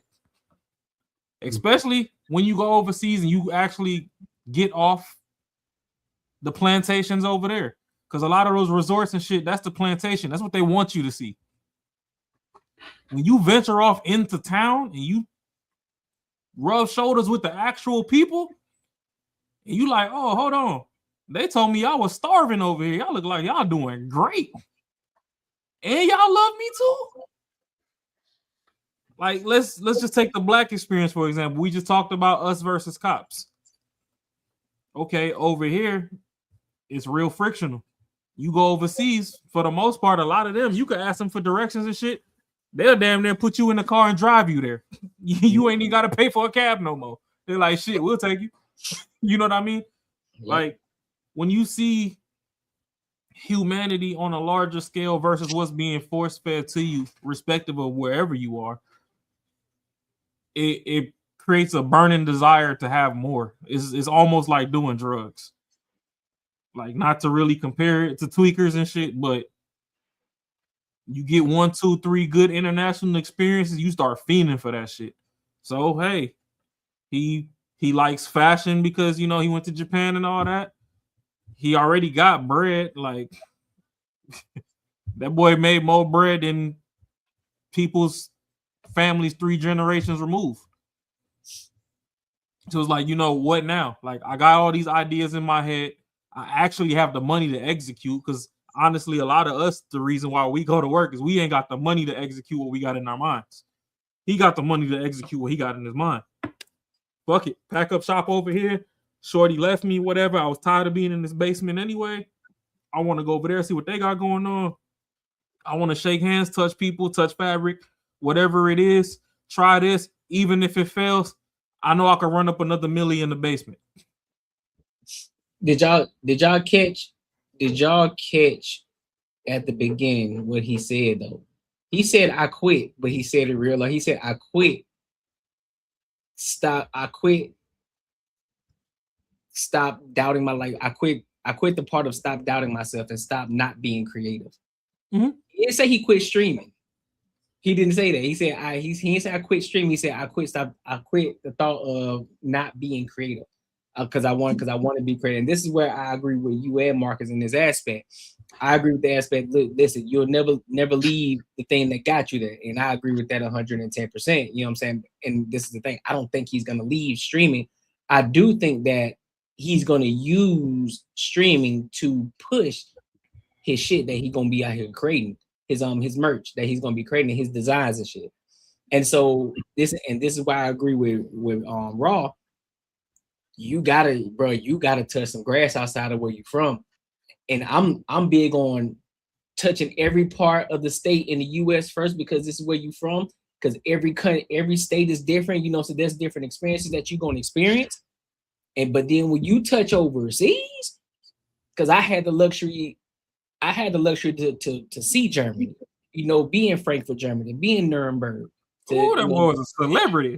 You feel me? Like to be over there, bro. To be over there in in Iraq and shit and Kuwait and all that, and just seeing and be actually in the city and shit and actually see it. And it's like, dog, these niggas over here, this shit different. Like it's crazy. And you're right, especially when it comes to the black experience, especially in Germany. They love you. That's all I'm gonna say. Hey, they love you. You feel me? And so being able to go and experience that, and you're right, when you start to see how other people are living, you start to experience other things, especially, one of my biggest things is I was able to experience people who had the big fucking houses, the motherfuckers who had money. So that just put me in a different mindset of like, hey, bro, these niggas is paid out here. I want to live like that. I want that lifestyle. Look how they moving. I want that shit. And even in Arizona, seeing motherfuckers who live out this on a daily basis, like, bro, I need that lifestyle. Fuck that. Fam, when I was a kid, I went to Nigeria in high school. I think I first went over there in like 2005. First of all, being from the hood, I was freaked out. So yeah, I was a little freaking nigga. I got off the plane. It was the first time I seen some butt cheeks hit a double jump. I'm talking about one step, the booty jump twice. I was like, ooh, I'm home. Like these motherfuckers is thick, non-GMO. This is all muscle. This is ass. My bad to cut you off. Let's respond to this. Nobody's envying anybody's life. We're celebrating people's lives and telling people to get out there. So we're supporting it. We're not envying anybody. That's so you probably just got in here late. So I'll give you grace. It's not envy. I don't know why my shit be glitching on the damn stream, but whatever. I'm gonna just act like I ain't see it. It's not envy. It's literally you don't know what you know until you know it. Facts. CNN, you got United Way over here. They've been pimping y'all since forever. They call the same way Corey be on his stream talking about sucker ass sucker. That's how they think that y'all are some suckers because they telling y'all $1 a day can feed these people. And like I was getting into when I was in Nigeria, one of my neighbors in Nigeria, because I went to a boarding school, but like on my shorter vacations, one of my mom's friends is who I was staying with out there. He was a minister or whatever, built the home from scratch. It was shit. It was like a 6-bedroom main house with a 2-apartment servant quarters, so to speak, because they have like people that open the gate for them because whatever, and they have cooks and whatever. So they have like a little workers' quarters. So altogether, it was like a damn near 8-bedroom house, 2-story, marble floors, marble staircase, and it ain't like, you know, they import the marble, like they actually made the marble on site. Like they got all the rocks and stuff with the cement and everything, ran a cutter across it, polished it, all that shit. And I'm talking about this shit is luxury. It makes everything out here look like shit. Damn. But one of the neighbors over there had a canary yellow Bentley GT. First time I seen one in person outside of a fucking Lil Wayne music video. And I'm like, these can't be the fucking people that they telling us back home we gotta fucking donate $1 a day because they live in straw huts. Right. So that's why I'm saying once you actually book that flight, you go over there. Yeah, everybody want to go to Greece and Italy and Rome and whatever. And that shit's sweet too. When you go to Africa and you see motherfuckers that's really getting money, you go to a village where it's, you know, a 22-mile dirt road just to get to the village, and you get there and you see the king of the village and he come out and that man got fucking Mr. T chains on, where all you see is donkeys and fucking motorcycles, and you like, hold on, motherfuckers in the fucking hood, they call that shit a chain, but that's really a necklace because that shit do be kind of thin. That should be anorexic on the gold. Thanks. And you got a dude wearing a whole gold bullion on his neck, 3-4 times stacked. It kind of make you look at life different. So Buddy got out the basement. He went overseas. He was like, oh, okay, it's more to life. Shorty that he was talking to, she went with her move and broke up with him. It hit him in the heart. And hey, sometimes you need to breathe. If you spent the most time with her in the basement, obviously you don't want to see that shit no more. Yeah. Because all my happy times and shit is gone now. Like, Shorty made this place look like trash to me. Now I want to burn this bitch down on the real, but I ain't trying to go to jail for arson. So I'm just go to Italy, take a trip, drop some merch. Once my bank account fluff up again, and I'll be like, all right, I'm cool. We can get back on stream. Yeah, let me get my creative juices back. Let me step outside, and then shit, I'm always gonna come back to the thing that got me there. Yeah, see, even Servant said, show speed, show depth in Africa in real time. He went to Egypt. We all know why ain't no goddamn noses on them statues. It's our nose. Yeah. He was asking people, hey, why the nose missing on this, that, and the third? No two people had the same answer. We know y'all bullshitting. Thanks. And even then, the Egyptians, they're a little more aggressive. They were so aggressive to the point that Speed's drone pilot operator actually quit on him midstream. Left the equipment on the ground and everything. Oh, damn. Which, to me, that's disrespectful. Like, I'll beat your ass. At least if you want to quit, walk up to me and be like, hey, bro, here go your equipment and stuff. I just can't deal with this shit. Like, I'm going to book a one-way flight home. We could talk later on the back end. But don't just drop my shit in traffic, bro. Like, he dropped this shit the way Biden pulled the troops out of Iran or Iraq or whatever. Like, it's cool you pulled the people out, but you left all our shit there. Yeah. You know these motherfuckers know how to rebuild a tank with a soda can, right? Like, they'll make a head gasket out of a Sprite can right now. And that should have run better than anything you ever produced. Thanks. Get the equipment out first, because 20 years down the line when we go into war, now we fighting our own shit. But, you know, I can't be mad at bro. You get enough money in one thing, you've already mastered something. The art of life is to be masters of many things. Don't just pigeonhole yourself. He's mastered the streaming. Honestly, he could quit streaming and just do a streamers university once a year and run up a bag that way. What? This last one, Samsung donated them Galaxy phones to all of them streamers, and then T-Mobile followed up, and they were the carrier of choice. After Streamers University, he ran up a bag with Target, even though everybody quote unquote boycotting Target. Whatever, like, he could always get to a bag. So, bro, get outside. It's more outside than your zip code. Yeah, that's it's a good reason you shouldn't just go with what you think it is. Because like you said in the beginning, I heard the same thing. I didn't hear him say he's gonna quit. I heard like I kind of went along with what I thought it was gonna be. He's quitting. Yeah.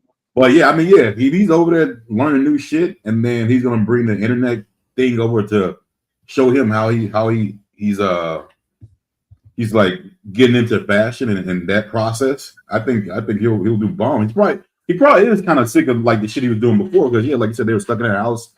He's growing up a little bit. He's got money. You know what I'm saying? Like he's seeing something new. But yeah, like I was saying, I agree. You should definitely get the fuck out of where you're from, especially if you're young. Because when I was young, I'm from Jackson, Mississippi, bro. Like I didn't know one white person until I visited here when I was 13, and it was crazy. Like I said, I grew up in the most racist state. You already know that like that perception you have of other people, is a lot different until you actually meet them. So I was like, all this other bullshit that people were feeding us back at home, that ain't the fucking truth. You know what I'm saying? So I knew right then, as soon as I was 13, I knew I was like, you know what, dude, I'm getting the fuck out of here as soon as I graduated high school. And that's exactly what I did. It was probably the best decision I ever made. I can only imagine if I did not make that move, it'd be I don't know where I would be today, to tell you the truth. So yeah, a lot of people should definitely, travel, get out there. It's a lot out into that world for sure. Thanks. I agree.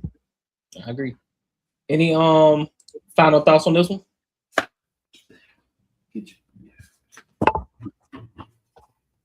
Nothing else on it? Nah, I ain't got no final thoughts on it for real. My fault. I was distracted. It's some greasy shit going on right now. My fault. Oh, don't worry. Yeah, we're gonna get to it on the back end of the live pause. Yeah, like as far as this situation goes, that is a young man. A lot of us regular normie 9-to-5 people. I mean, we not gonna be in the 9-to-5 rat race too much longer. We finna run this channel up, and we finna get our own channels going as well, and we gonna have our sponsorships and stuff, and it's gonna take us far. But until then, that is a young man doing things that most people can't do till they hit their 50s and 60s, and a lot of their earlier investments start taking off to where they can now start taking risks, of which, being that they're on the back end of life, a lot of them are actually risk adverse. So even if they do have ideas, they're a lot more hesitant to take the risk needed to execute on their ideas. So I'm actually proud of bro for running up a bag in his youth, being able to put a pause on what he got going on to chase other ideas and ventures that he has in his mind, because honestly, you can't finish something if you don't start. And you also can't start unless you have capital with a lot of ideas that people have. He has the capital, he ran it up. And honestly, there's a few things in life that make you grind hard. Heartbreak is one of them. So I don't necessarily see him failing, because, hey, once you lose your bitch, ain't nothing else stopping you. It's like, once you lose your shorty, it's like, hey, the world wide open. Like, I don't care about nothing else right now. You could take a crash out mentality towards whatever your ideas is. And I mean, if you at least apply yourself 80%, you guaranteed to win in some way, shape, or form. It might not be to the magnitude that you had your sight set on, but hey, even if you miss the moon and you land amongst the stars, you still made it to outer space. So I'm proud of bro. That's all I can say, really, to close out. Cool. Marcus, you got anything? No, that was it. That's it, man. All good, bro. Well, listen, y'all. Tonight was dope. Appreciate y'all for coming to kick it with us. Make sure you like, comment, and subscribe for the algorithm, and make sure you hit the bell notification. And definitely make sure you tap into the Patreon. That's where we're growing. That's where we're building the community over there. All right. The link is in the description as well as pinned in the comments as well. Hey, Courtney. What up? This boy Corey Holcomb put on a masterclass. You're gonna have to react to that shit tomorrow, bro. Oh, I'm listening to it. I'm finna try to listen to it right now. Yeah, it's wild. All right, my good people. And until next time, we'll holla.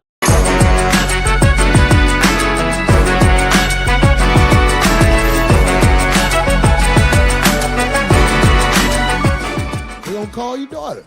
Meanwhile, you can be